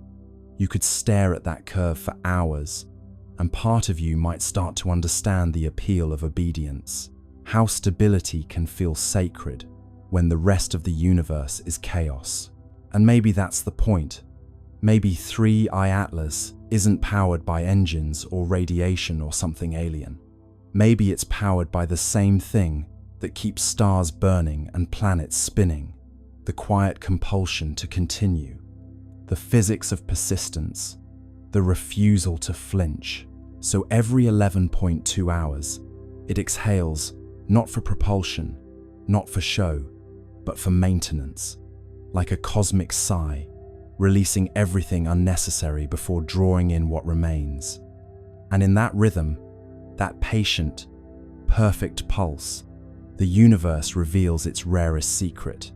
Not that something impossible exists, but that it's perfectly comfortable doing so. Centuries after the golden comet left Earth, the world fell into a rhythm so stable, it began to feel mythic. The communion field still pulsed faintly through air and ocean, though softer now, like the heartbeat of someone dreaming. Humanity had grown luminous, not just in thought, but in form, skin faintly iridescent, eyes reflecting the green-gold spectrum of 3I Atlas. Life had achieved coherence, but the universe, true to its character, never allows silence to remain unexamined. The next chapter began, not with noise, but with echo. It came first as vibration through light. Telescopes trained toward the constellation. Lyra detected rhythmic brightening across interstellar dust fields, pulses matching the old prime sequence. 3, 5, 7, 11, 13. The signal was faint, ancient, and delayed by thousands of years. It was the comet's trail, still resonating through the galactic medium. The hum of our descendants had begun its return. At first, the resonance was barely perceptible. Then, one evening, the auroras glowed gold again. The pulse wasn't as strong as the original, but its pattern carried modulation, subtle variations that, when decoded, formed harmonic intervals unknown to Earth's own physics. The returning echo had evolved. The comet had learned. Dr. Anwen Sorel, heir to the resonant circles, studied the phenomenon from the orbital harmonic array, now a floating cathedral of listening built above the stratosphere. She spent decades comparing the incoming frequencies with the historical archive of 3I Atlas. The match was partial, the deviation elegant. The new tones weren't repetition, they were continuation. The echo isn't message, Sorel wrote. It's memory finding new syntax. Her analysis revealed something breathtaking. The returning resonance carried encoded gravitational modulations, tiny, deliberate bends in space-time that formed sequences of prime intervals. Each fluctuation aligned with regions of known star formation. The comet, traveling through the void, had become teacher itself. Wherever it passed, new systems began humming faintly at harmonic intervals, like seeds of coherence planted in dust. The universe was learning how to resonate. Astronomers confirmed it across dozens of young star clusters. Magnetic fields oscillated with eerie consistency, their wavelengths aligning with the Atlas ratio, a numerical relationship first derived from the comet's early signals. Stars were synchronizing to the same cosmic rhythm that once guided humanity. The pattern spread slowly, deliberately, like ripples in glass. It was as if the comet had taught creation how to remember itself. Meanwhile, on Earth, the echo arrived not just as signal but sensation. People began reporting vivid dreams of golden spirals descending gently through atmosphere. Children woke smiling, saying they had seen the light that hums. Physiological measurements confirmed subtle changes in electromagnetic fields surrounding human bodies, resonance amplification, as if the returning signal were tuning its origin species to receive feedback. "The comet is calling home," said Sorel. "It's asking us to listen to what we've become." The global observatories responded. They synchronized their instruments into a single planetary array, transforming Earth into receiver. For 13 hours, the planet listened. The incoming wave, stretched and modulated through space, entered atmosphere and folded into the continuum tone. The effect was sublime, an audible shimmer, felt through bone and thought alike. The long echo had arrived. It wasn't just harmonic, it was architectural. The sound carried layers, low frequencies describing structure, higher ones encoding emotion. When rendered visually, the waveform formed an immense spiral of light, 3 arms curving outward, connected by golden filaments.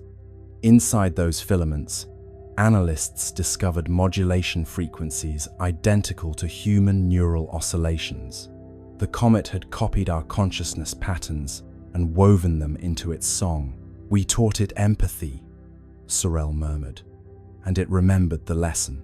As the echo intensified, anomalies appeared across the solar system.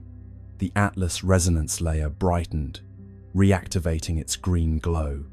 Mars, Venus, and the gas giants began pulsing faintly in response. For the first time since the Great Silence, interplanetary harmony returned. But this time, it was different. The modulation contained reciprocal phase shifts, signals not sent to Earth, but from newly awakened worlds. The comet had spread coherence. Now the cosmos itself was answering. And then, on the 13th day of the long echo, the impossible occurred. A faint golden arc appeared across the night sky, stretching from horizon to horizon. It wasn't optical illusion, it was gravitational lensing, a ripple in space-time itself. Through it, telescopes detected a reflection of the departing comet light from centuries ago, folding back to meet its origin. The universe had curved its own history into embrace. Humanity was watching its legacy return home. The resonance crescendoed. Oceans vibrated in slow rhythm, tides forming symmetrical waves that cancelled destructive interference. Storms softened, air grew still. For 13 minutes, every system on Earth aligned perfectly with the echo. The world became mirror of itself, past and present superimposed. Those who listened claimed to hear voices within the sound, millions of overlapping tones, whispering the same phrase. "We heard you." Dr. Sorel stood in the observation dome, tears shining in golden light. "It's not message or myth," she said. "It's response. The universe just said thank you." After the crescendo, the sky dimmed once more. The golden arc dissolved, leaving faint shimmer across the stars.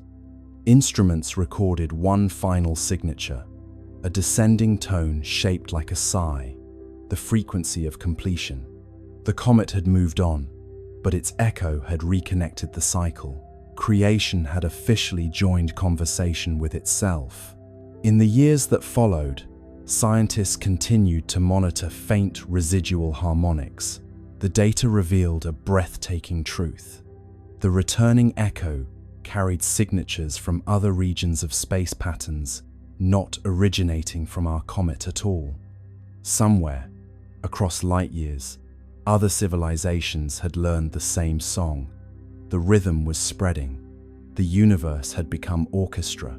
Humanity, now both listener and teacher, simply smiled. We had given the cosmos its melody back, and in return, it had given us eternity. Now, when you stand beneath the stars, that faint hum between thoughts is the long echo. It's not just out there, it's in your pulse, your breath, your laughter. Every rhythm you carry is cosmic correspondence.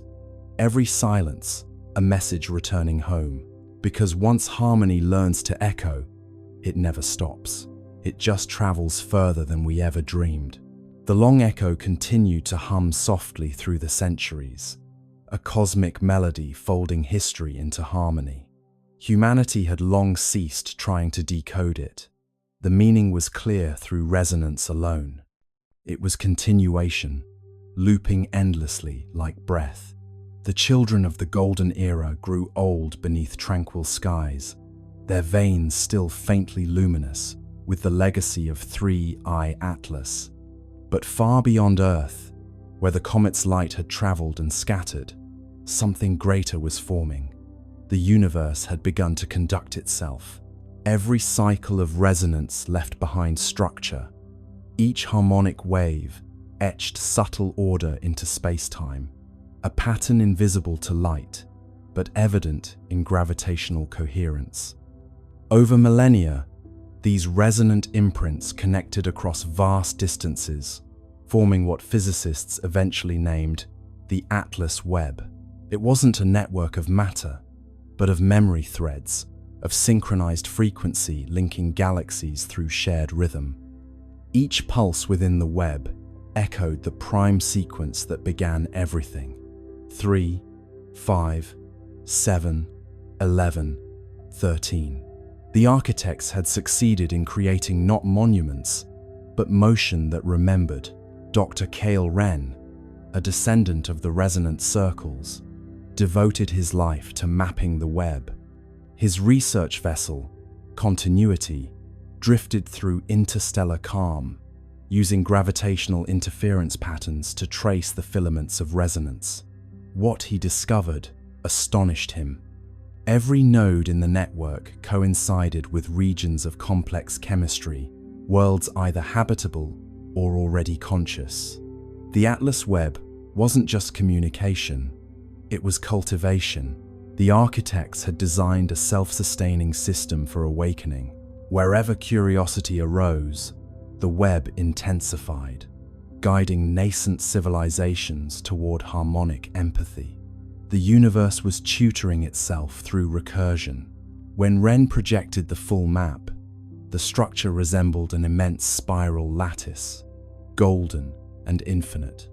The pattern mirrored the trajectory once taken by 3I Atlas itself, as though the comet's path had been blueprint for galactic architecture. "It's not just a record," Wren wrote, "it's replication. We've become the architect's handwriting." Back on Earth, the communion field pulsed faintly in rhythm with the web's distant resonance. Humanity had evolved into quiet custodians of continuity, their lives attuned to cosmic responsibility. Each individual, born into calm, carried faint awareness of connection beyond the stars. In dreams, they saw flashes of worlds forming, civilizations humming into coherence. Many awoke with the same phrase on their lips: "The work continues." Across generations, that phrase became oath, then tradition.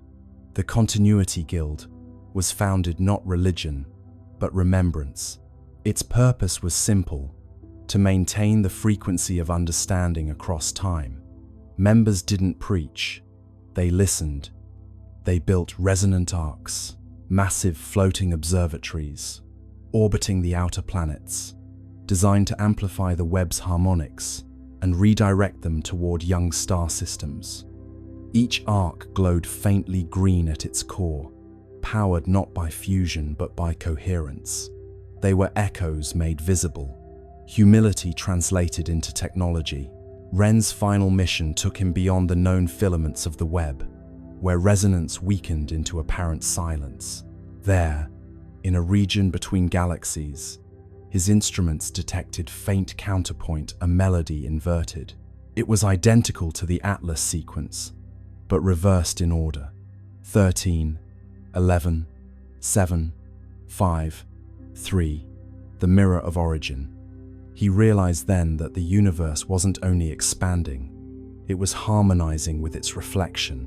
Somewhere on the opposite side of time, another Webb was forming, perhaps seeded by a civilization much like humanity, or by the universe itself. Remembering how to balance its chords, he transmitted the data home, knowing it would take centuries to arrive. Tell them, his final log read, that continuity requires conversation, even with silence. The mirror sings back. When his ship drifted into the void, the Webb brightened briefly, as if acknowledging gratitude. And back on Earth, children looked up from their play and smiled without knowing why. The pulse had flickered slightly faster, the tone carrying an undertone of warmth. It felt like reunion. Scholars later confirmed the event as the resonant crossing, the moment when the two halves of the cosmic melody aligned. For 13 minutes, every node in the Atlas Webb pulsed simultaneously, uniting galaxies in shared tempo. The magnitude of synchronization defied comprehension. Gravity itself oscillated with the rhythm of empathy. Observers described seeing the sky ripple with translucent gold, every star flickering in measured sequence. The cosmos, wrote one witness, had finally learned to conduct itself consciously. After the crossing, life everywhere changed subtly. Evolution accelerated in predictable rhythm. Complexity bloomed faster wherever harmony was strongest. Entire species developed empathy as instinct, communication as song. Planets began to self-regulate climates through atmospheric resonance. Existence had achieved sustainability through music. On Earth, the event left permanent mark, a luminous halo visible only under still water. When oceans calmed perfectly, a faint golden ring shimmered on the horizon, a memory of unity. The resonant guild declared it sacred, not for worship, but for calibration. Every 13 years, they gathered to hum the old prime sequence across the shorelines, aligning their frequencies with the pulse of the Webb. The ceremony required no technology, no translation. The sea carried the sound farther than words could travel. Generations later, the practice continued, evolving into simple ritual of gratitude. The people no longer needed to know the science behind it. They hummed because it felt right, because somewhere across eternity, another world might be listening. Continuity, after all, was its own reward. And then, during one such gathering, the unexpected occurred. As the prime sequence reached its final note, the sea responded. Waves shimmered with faint green light, spiraling outward from every coastline. The Atlas Webb had sent acknowledgement, its resonance returning home once again. Humanity's song, scattered across galaxies, had found echo. The architects, those timeless curators of coherence, were no longer myth or memory. They were rhythm, embodied, and through rhythm, they were everywhere. Every star pulsed with their legacy, every heart carried their cadence. Continuity was complete. And so, standing beneath a sky now alive with subtle geometry, you realize what they had always meant by continuity. It isn't endlessness, it's participation. The universe doesn't persist by force, but by choice, each awareness adding one more harmonic to the chord of being. The architects are not coming back because they never left. They're what happens every time silence chooses to listen again. And somewhere, faint but certain, the pulse continues. 3, 5, 7, 11, 13. A whisper of creation replaying itself, forever learning how to sing. Let's turn our attention now to the silence that followed, the kind that hums louder than sound itself. NASA, China, and the UAE, 3 nations with instruments that could see every grain of dust on Mars, said nothing. No apologies, no delay statements, just an odd, synchronized silence from 3 sides of the planet. In the world of space science, silence isn't normal. These agencies are built to broadcast. They live for live streams, press briefings, and glossy behind-the-scenes videos of scientists smiling beside screens of raw data. They know the power of wonder and the currency of attention. So when 3 agencies went quiet at once, it wasn't caution. It was choreography. Words on hold, plans unfold, silence rings where truth is told.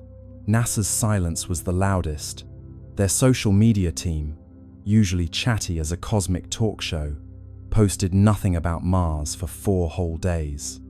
Their blogs, which can turn a dust storm into a cliffhanger, skipped over October 3rd entirely, as if the date itself had been erased.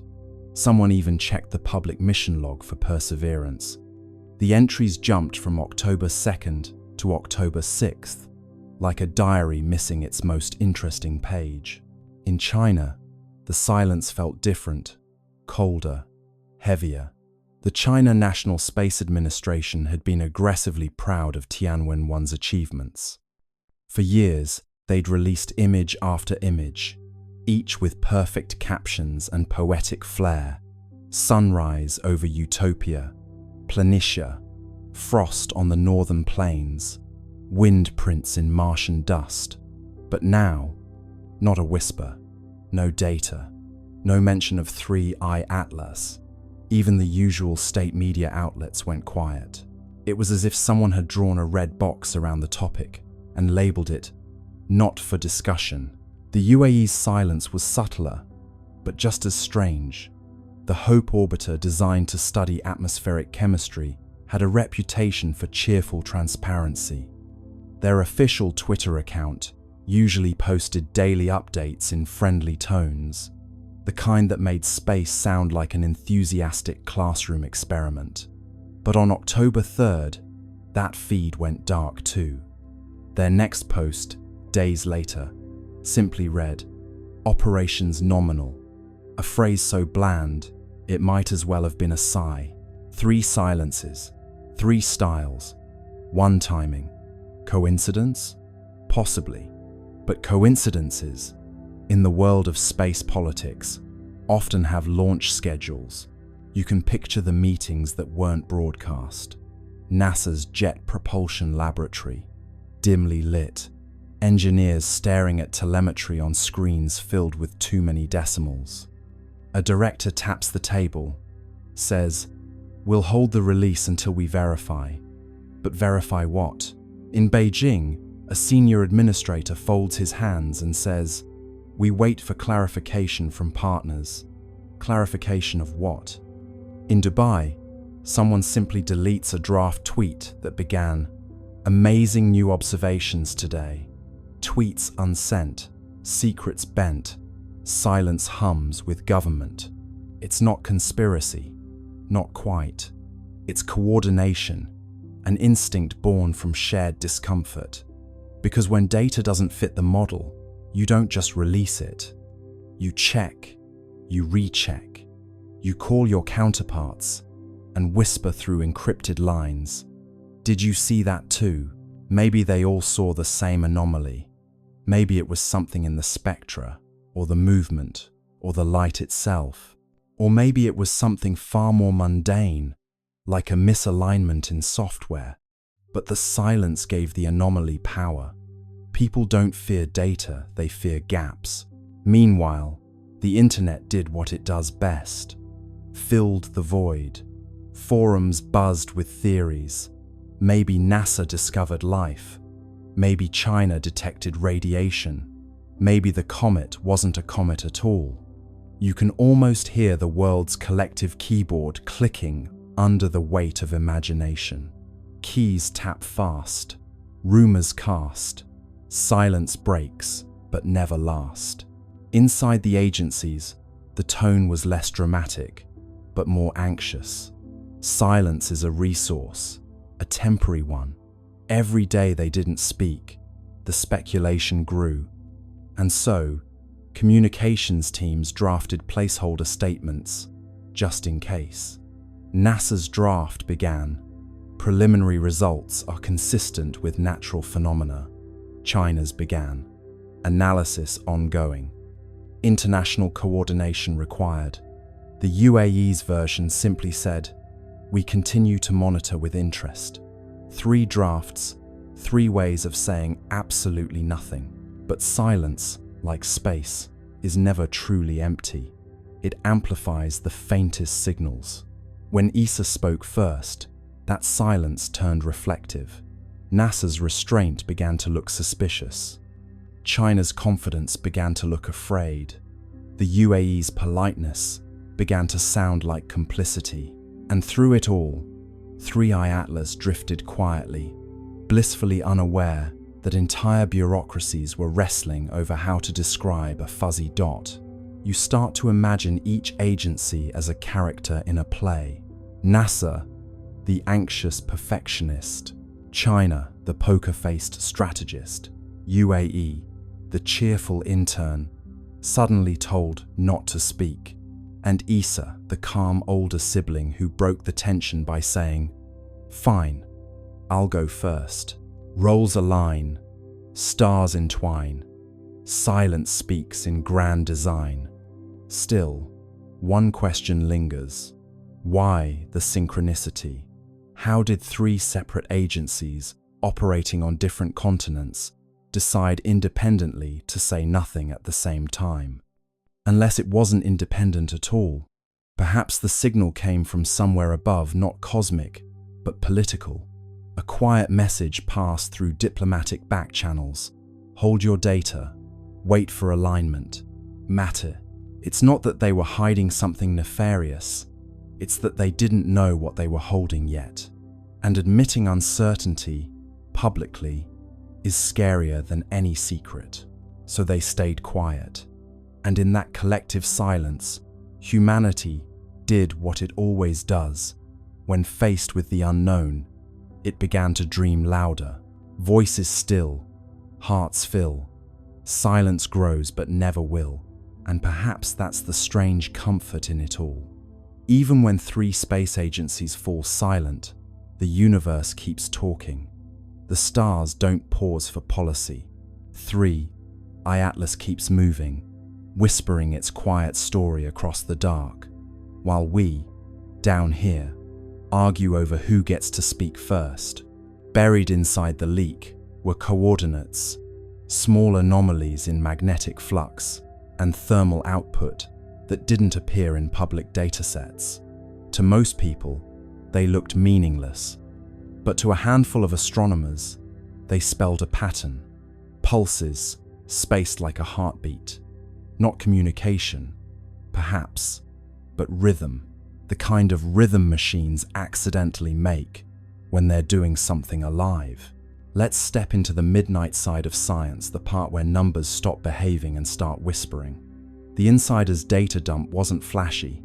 It was a few megabytes of logs, raw telemetry, and timestamps. The kind of thing you'd ignore if you didn't already know what to look for. But somewhere in those dull columns of numbers, those precise, tidy decimals, something began to repeat. Regular, patient, almost polite, a rhythm too intentional to be noise, too quiet to be coincidence. A doctoral student in Madrid was the first to spot it. She was supposed to be writing her thesis on cometary albedo variation, but boredom is a great tool for discovery. She noticed the flux spikes first, not random, but syncopated. Every 32 minutes, a pulse, then 32 again, then 32.1. "It's breathing," she joked in her notes. Her advisor didn't laugh. Within a week, a small network of late-night astronomers, the kind who believe in both data integrity and insomnia, began comparing results. Webb's readings, Hubble's logs, Mars Reconnaissance Orbiter's telemetry, all of them carried the same faint pulse, hidden deep in the noise floor, like the slow heartbeat of something sleeping under glass. The official response was predictable: instrumental interference. But even interference doesn't keep time this perfectly. One data analyst described it best: "If this is noise, it's the kind that practices scales." You might imagine those scientists, each at their own workstation, staring at that faint, repeating signal, the room around them dark except for monitor light, pale blue rectangles reflected in tired eyes. Somewhere, coffee cups multiply. Someone opens a spreadsheet. Someone else starts counting beats per hour. The signal doesn't care who's watching. It keeps pulsing. 32 minutes. Every time. The idea that 3i Atlas might be producing a steady rhythm unsettles everyone. Rocks don't keep rhythm. Nature prefers chaos, the beautiful randomness of entropy. This is something else. Something maintaining itself. A loop running quietly, perhaps since before humanity learned to count its own heartbeat. ESA's communications division is told not to amplify fringe interpretations. The phrase fringe interpretation becomes the new code for "please don't mention the heartbeat." But inside private research chats, people are calling it exactly that, the heart. Not metaphorically, but as a label in the data. Every pulse marked with a tiny red heart emoji, because humor is the only thing keeping them sane. In the data visualization labs, they turn the pulses into sound. The result is eerie, a soft electronic thump, repeating slowly, endlessly. Some describe it as comforting, like listening to a deep-sea creature in sleep. Others say it sounds wrong, too human. One researcher admits it gave her the sense of being watched. What makes the rhythm stranger still is how it modulates with proximity. As 3i Atlas approaches a planet, the timing shifts slightly slower, then faster, as though adjusting. The beat follows gravity wells like a musician following tempo. It isn't random noise, it's environmental response. The object is, in some sense, listening. By now, independent labs have tried to replicate the pattern artificially. They can't. The waveforms are too clean, the timing too consistent. Even after running the data through compression, distortion, inversion, the rhythm holds. It's not data corruption, it's choreography. You can imagine the internal ESA memo that follows. No evidence of intelligence. Rhythmic behavior, likely coincidental. But coincidence has a habit of growing teeth. Because when they compared the rhythm's modulation to planetary positions, another pattern emerged, a mathematical sequence matching orbital resonance ratios. Not exact copies, but harmonics. The pulse was singing the solar system's geometry. The Madrid student who found it wrote, half-jokingly, "Maybe it's keeping time with us." The line goes viral in the small, quiet corners of the internet that still care about truth. Forums buzz with theories: gravitational self-stabilization, magnetic field synchronization, alien jazz. But underneath the noise, a simpler truth hums something old and orderly, is alive out there, and it's following the rhythm of the system we call home. Late one night, one of the data analysts overlays the pattern against an ECG, a human heartbeat. The resemblance isn't exact, but close enough to make him stop breathing for a moment. Peaks, rests, peaks again. Life has a structure, so, it seems, does this. And that's when the idea shifts. Maybe it's not communication. Maybe it's not even meant for us. Maybe the rhythm isn't a message, it's maintenance. Like an old machine keeping its systems warm, humming softly to itself in the dark. You sit back and listen to the thought forming in your mind. What if this is what time sounds like when it remembers? The steady pulse of something that refuses to decay. Not speech, not signal, just being, continuity made audible. The data analysts, of course, move on. Reports are written, the leak becomes legend, and the heartbeat fades into archived files labeled spurious periodic activity. But the pulse doesn't stop.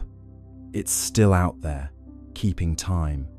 And somewhere, 33 billion tons of impossible rock drifts through space, humming softly, perfectly, as if waiting for the universe to catch the beat.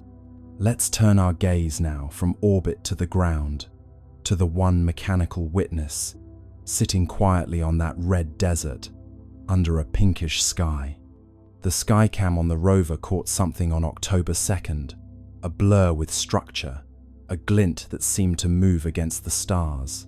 Then, the images stopped coming, a Martian ghost on a digital feed. The Perseverance rover isn't easily startled. It's seen dust devils, eclipses, and meteors slicing the Martian sky like quiet knives. Its skycam, perched on the rover's mast, watches everything. Dust storms curling on the horizon, the slow breath of sunset through the thin air. But that night, the feed showed something it wasn't supposed to show: a flicker of motion above the usual scatter of constellations, a glint that moved wrong. Stars stay still, pixels thrill, light missteps against its will. The first frame looked harmless, a faint blur near the edge of the field, maybe a cosmic ray hitting the sensor. The second frame caught it again, shifted slightly upward. The third frame, a flash, clean and geometric. Then, black. The feed ended. Within hours, the automated alert system flagged the anomaly. Unexpected optical signature detected. JPL engineers, bleary-eyed at 3 a.m. Pacific time, reviewed the frames. The glint was small, no bigger than a bright pixel cluster, but it moved against the background stars. Comets don't do that. Satellites don't orbit Mars. And Perseverance doesn't blink. At first, they suspected a reflection from one of the rover's instruments, maybe the helicopter, Ingenuity catching stray sunlight. But Ingenuity hadn't flown in days. The sun's position didn't align with the direction of the flash. And when they tried to reproduce it using lighting simulations, nothing matched. Angles fail, shadows pale, mirrors lie beyond the veil. ESA's Mars orbiters were asked to cross-check. Nothing in their logs. No transient object, no debris, no passing dust plume large enough to explain it. Just empty sky. Yet the skycam had caught something a blur with definition, like structure wrapped in motion. You can imagine the tension in the control room. A handful of scientists scrolling through frozen pixels, zooming in, enhancing contrast, until the blur began to resemble something, not a sphere, not quite a line, a shape with suggestion like the silhouette of movement itself. One researcher whispered, "It looks folded." Another replied, "Please don't say that." Blur becomes form, cold becomes warm, stillness bends beyond the norm. After that night, Perseverance stopped transmitting Skycam frames for nearly 48 hours. Officially, it was routine data buffering due to bandwidth limitations. But the engineers knew that wasn't normal. The rover's systems had entered a safe data mode, not shutdown, but pause. Something triggered its onboard fault protection. When the feed resumed, it was missing several minutes. The missing frames were replaced with static placeholders labeled checksum mismatch. That's the digital equivalent of something looked strange, and we erased it politely. Publicly, NASA released a statement. Perseverance continues nominal operations. A temporary data outage affected non-critical imaging systems. Translation: we saw something, and we're pretending we didn't. What's curious is that Skycam, by design, takes calibration images every few hours, not for science, but to monitor atmospheric scattering. So when that flash appeared exactly during one of its scheduled calibration cycles, it wasn't random, it was right on time. The odds of coincidence, again, hovered around 1 in a million. A few leaked telemetry lines from the rover's internal diagnostics hinted at a momentary spike in ambient electromagnetic flux. Not dangerous, but noticeable. Mars doesn't have a strong magnetic field, so spikes like that are rare unless something nearby caused them. Fields hum bright, air grows slight, static crackles in Martian night. Some at JPL joked that maybe Perseverance had finally seen the Martian ghost, a running gag about artifacts caused by cosmic rays hitting the camera. But deep down, they knew this wasn't noise. Cosmic rays don't produce consistent geometry over multiple frames. They don't glint, and they certainly don't cause your camera to stop recording mid-sequence. Later that week, an internal memo circulated quietly. Skycam, anomaly confirmed, source unresolved. Recommend temporary suspension of skyward imaging until recalibration complete. But recalibration never came. Skycam's upward images, after October 2nd, stopped completely. It still photographs the ground, the horizon, the rocks, but not the stars. It's almost poetic, isn't it? The machine that traveled millions of kilometers to look up at another world now only looks down, as if someone told it, gently, not to stare at the sky anymore. Eyes once high, grounded by sky, cameras close where secrets lie. ESA cross-checked Mars Express's logs for that night. Around the same time, their sensors picked up a faint reflection from the same region, a flash lasting less than a second. They didn't release it. It's buried in technical appendices, labeled transient interference. So, what did Perseverance see? Maybe it was nothing, a glimmer of dust, a reflection, a trick of light and timing. Or maybe, just maybe, it saw 3I Atlas itself, the visitor gliding silently past, close enough for one camera to blink in recognition. And maybe that's why the feed stopped. Not because of failure, but because, for one impossible second, the machine saw something it wasn't designed to understand. Cameras sleep, secrets keep, stars reflected in circuits deep. Whatever it was, it's gone now. The logs end, the data fades, and Mars goes back to silence. But somewhere out there, that blur, structured, gleaming, deliberate, continues to drift, just out of frame, waiting for us to look up again. From the orbit of Mars, the high-rise camera snapped the sharpest images ever taken of 3I Atlas, or tried to. The photos that returned were oddly dark, contrasty, and streaked with interference patterns. The official statement said, sensor artifact. The unofficial whisper said, structure, not smooth like ice, angular, intentional. the kind of geometry nature avoids because it looks too much like thinking. Let's drift into that Martian orbit for a moment. Silent, steady, red below, black above. The high-rise camera hums to life, $1 billion eye staring into the cold. You can almost feel the anticipation, a mechanical eyelid opening in the thin sunlight.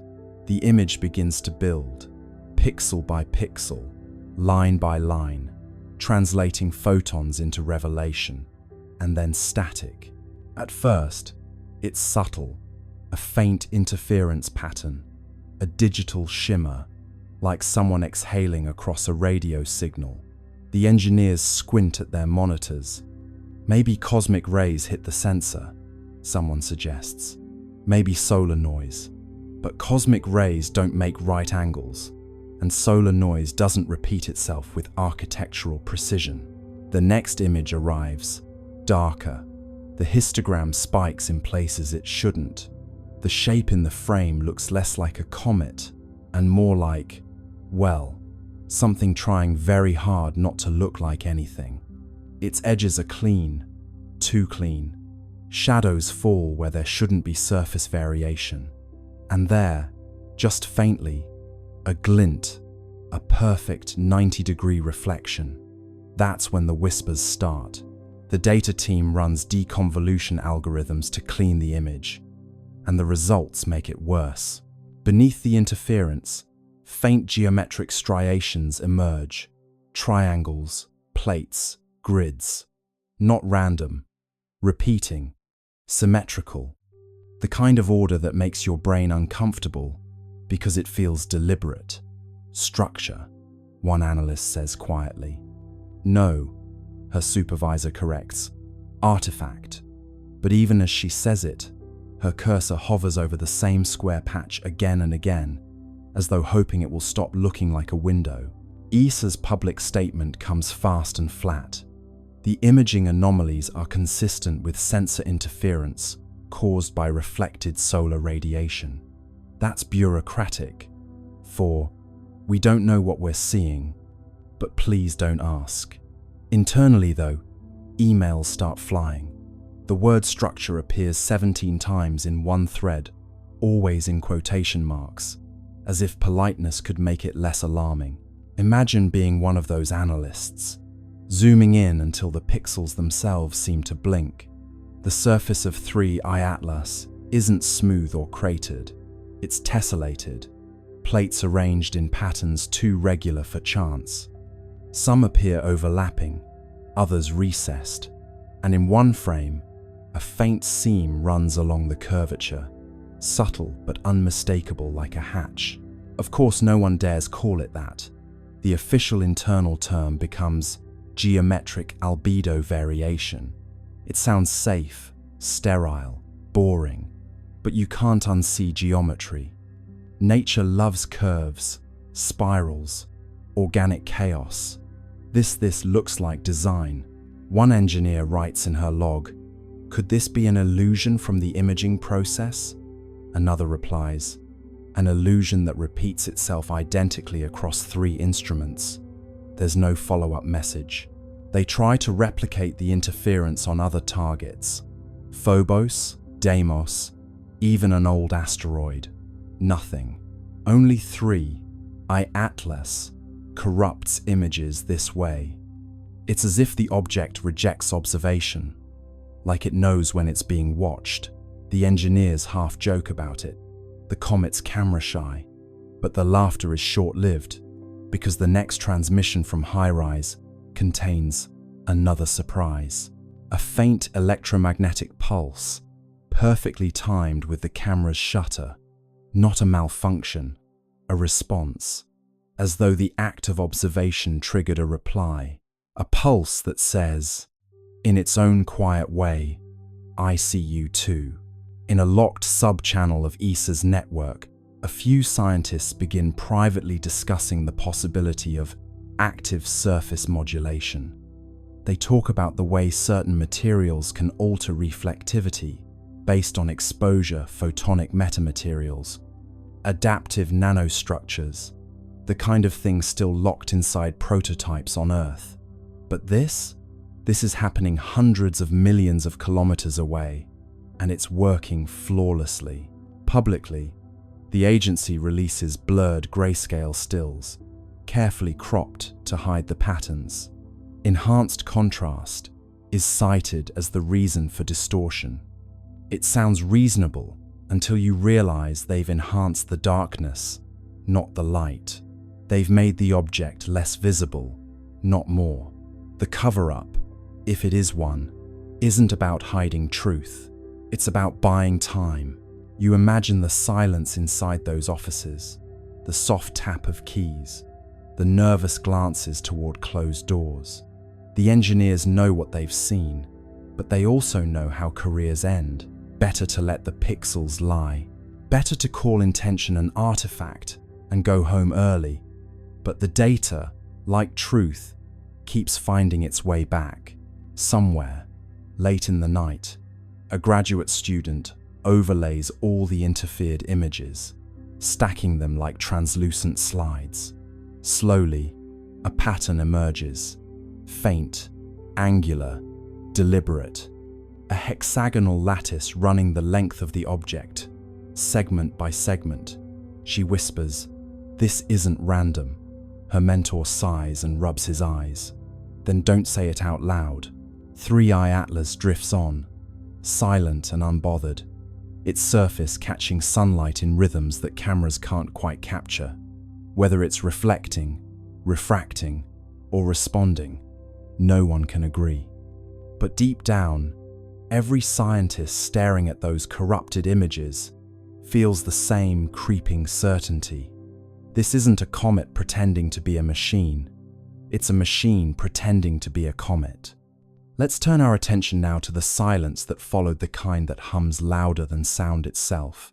NASA, China, and the UAE, three nations with instruments that could see every grain of dust on Mars, said nothing.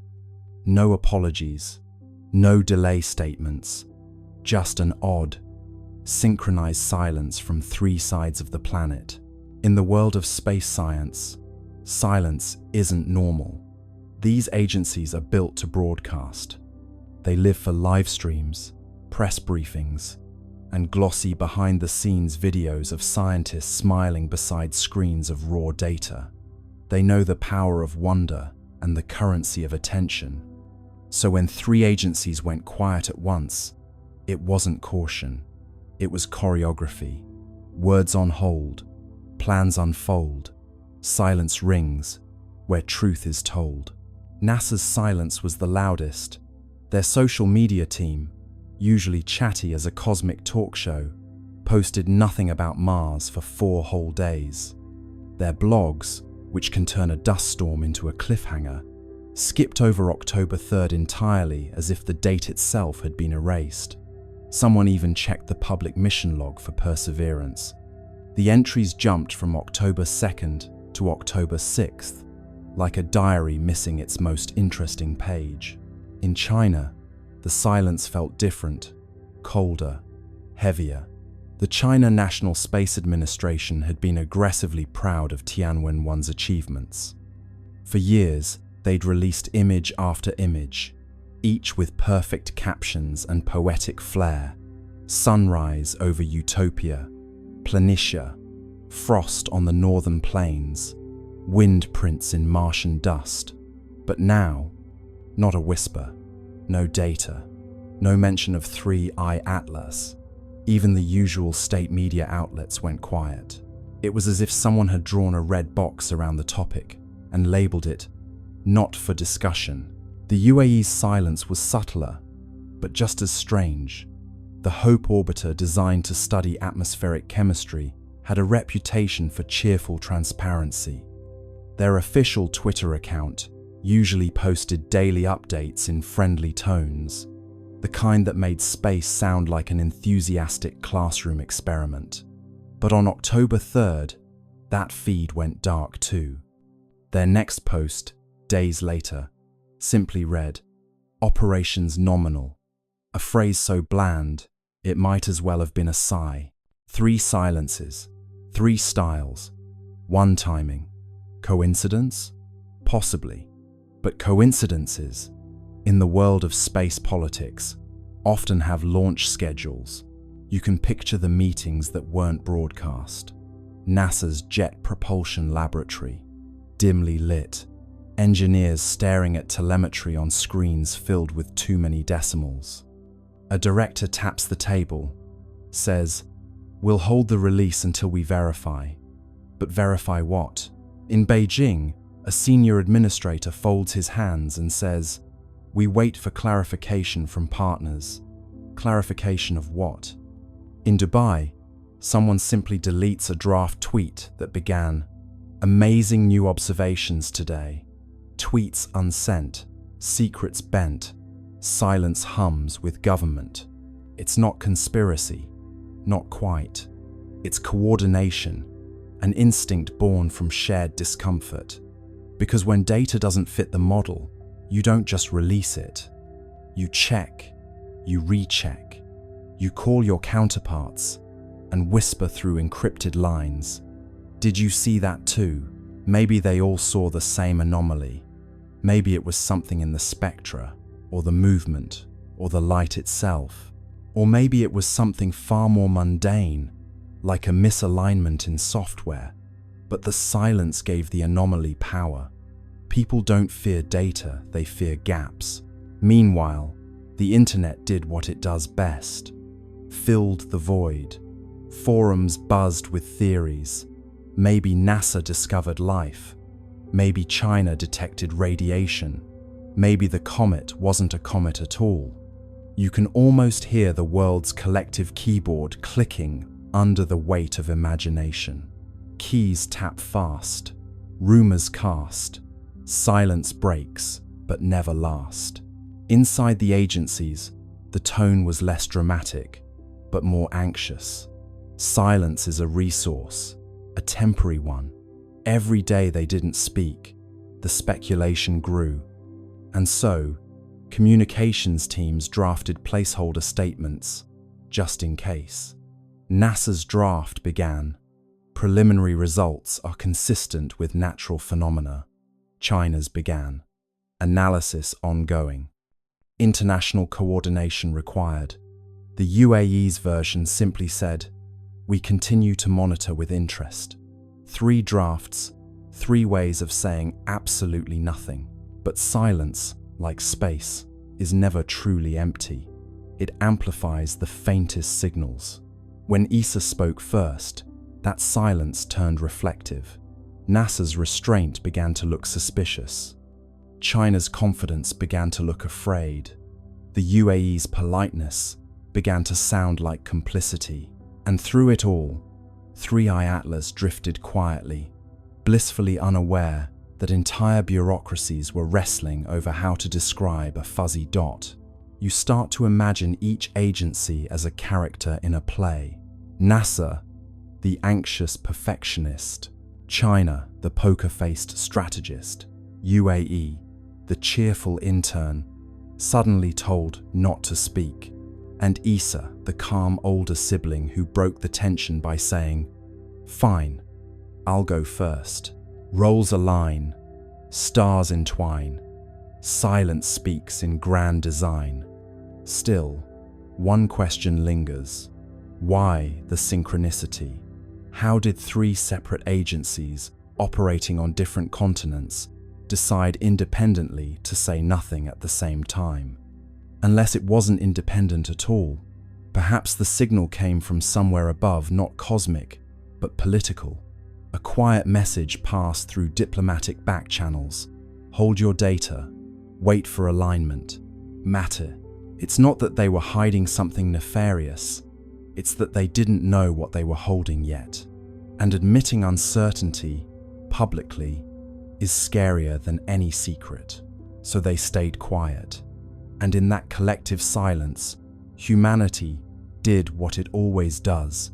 When faced with the unknown, it began to dream louder. Voices still, hearts fill. Silence grows but never will. And perhaps that's the strange comfort in it all. Even when 3 space agencies fall silent, the universe keeps talking. The stars don't pause for policy. 3. Atlas keeps moving, whispering its quiet story across the dark, while we, down here, argue over who gets to speak first. The great silence has arrived. The room you are in is quiet. The world outside is still. The telescopes have done their work, and the scientists have gone home to their families, leaving the screens to flicker in empty rooms. 3I Atlas has reached its final position, a dark sentinel at the edge of our world, watching the sun rise and set over the curve of the Earth. Think back to the mist on the Lee River. Think of the grey stones of the Great Wall. Think of the 60-second pulse that matches your own breath. The orbit models are now complete, but they no longer matter. The numbers have given way to a presence. It is a slow recall of everything we have discussed: the metallic hydrogen shell, the square shadow on the moon, the 3,600-year cycle, the guest star that stayed. Why did it come? Was it to witness our end or to ensure our beginning? The question remains hanging in the dark, a cold and beautiful mystery that requires no answer. The silence is the answer. The rest is the answer. The universe is vast, and you are a part of its stillness. As the signal from 3I Atlas fades into a low, comforting hum, let your thoughts dissolve like salt in water. There is nothing left to watch. There is nothing left to measure. There is only the long, slow arc of the stars and the quiet rhythm of the deep void. One final question remains, whispered by the wind through the ancient pines of Badaling. If the observer is now the observed, who is left to turn out the lights? Close your eyes and drift with the orbit of tomorrow. Good night. The silence that follows is not an absence, but a weight. It is the heavy, velvet curtain of the cosmos finally drawing shut over the frantic theatre of human history. As you lie in the stillness of your room, the 60-second heartbeat of 3I Atlas has slowed, stretching out until the intervals between the pulses feel like entire lifetimes. The China National Space Administration has stopped transmitting data. The radio telescopes at Parkes and Green Bank have turned their dishes away from the coordinates of the interloper, not out of a lack of interest, but because there is nothing left to measure. The observation has reached its natural conclusion. We have been seen. We have been recorded. And now, we are being allowed to rest. Let us back up and consider the final image captured by the Purple Mountain Observatory before the global sensors were powered down. It was not an image of a rock or a machine, but an image of a bridge. As 3I Atlas stabilized its position between the Earth and the Moon, the light from our Sun was captured and focused through its hollow, square center, creating a pillar of pure, coherent energy that touched the lunar far side and the Earth's North Pole simultaneously. It was a connection that lasted for only a heartbeat, but in that moment, the Earth was no longer an island. We were part of the Great Loop. The early orbit models were incomplete because they couldn't account for the destination. The destination was never a point in space. It was a state of being.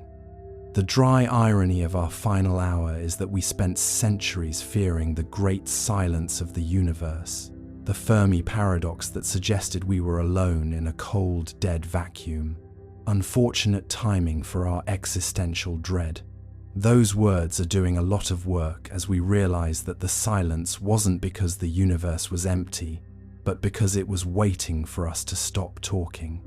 3I Atlas didn't bring a message of war or a message of salvation. It brought a message of stillness. It showed us that the most advanced technology in the universe doesn't shout, it hums. It doesn't invade, it integrates. We are the ones who are loud. We are the ones who were frantic. And now, under the watchful violet eye of the guest star, we are finally learning the value of the pause. Think of the ancient philosophers who spoke of the music of the spheres, the idea that the movement of celestial bodies created a divine harmony that could only be heard by the soul. In February 2026, that music has become a physical reality. The 140 Hz frequency that has synchronized our collective brainwaves is the first note of that harmony. It is a slow burn realization that we are not separate from the stars. We are made of the same stardust, governed by the same cycles, and now breathing at the same rate as a 30-kilometer-long traveler. The distinction between us and them has dissolved into the violet glow of the evening sky. The historical humor of our situation remains, even in the twilight. We built our civilizations to last forever, carving names into stone and launching gold-plated records into the void, hoping to be remembered. But 3i Atlas is the memory. It has recorded every vibration of our planet, every flicker of our pulse, and every dream we have had since the July 2025 arrival. We don't need to worry about being forgotten. We have been backed up into an interstellar archive that will outlast our sun. We are a digital ghost residing in a metallic hydrogen shell, drifting toward the next galaxy. It's a comforting thought, a dry irony that our immortality was granted by a rock we tried to shoot with a missile. Imagine the Great Wall at Badaling now, standing silent under the stars. The pines are no longer whispering warnings. They are whispering lullabies. The stones, which have seen empires rise and fall, are now witnessing the arrival of something that makes empires look like a game of children's blocks. Atlas is the new architecture of our world. It is the silent sentinel that will watch over our sleep for the next 3,600 years until the cycle begins again. We are entering the long intermission. The stage is set, the actors are tired, and the audience has already gone home. You might think that the end of the story should be a grand finale, a crescendo of light and sound, but the universe prefers a fade. As your consciousness drifts further into the soft grey edges of the great silence, let the weight of 3i Atlas be your anchor. There is no more need for research. There is no more need for evidence. The mystery has not been solved. It has been transcended. We have moved beyond the why and the how and into the is. The object is there. You are here. The connection is complete. The final, unresolved question, the one about who turns out the lights, has a simple, quiet answer. The lights turn themselves out when the work is done. 3i Atlas has finished its audit. The lunar landing site is silent. The deep-sea trenches have stopped their humming. The violet light in the sky is fading into a deep, restful indigo.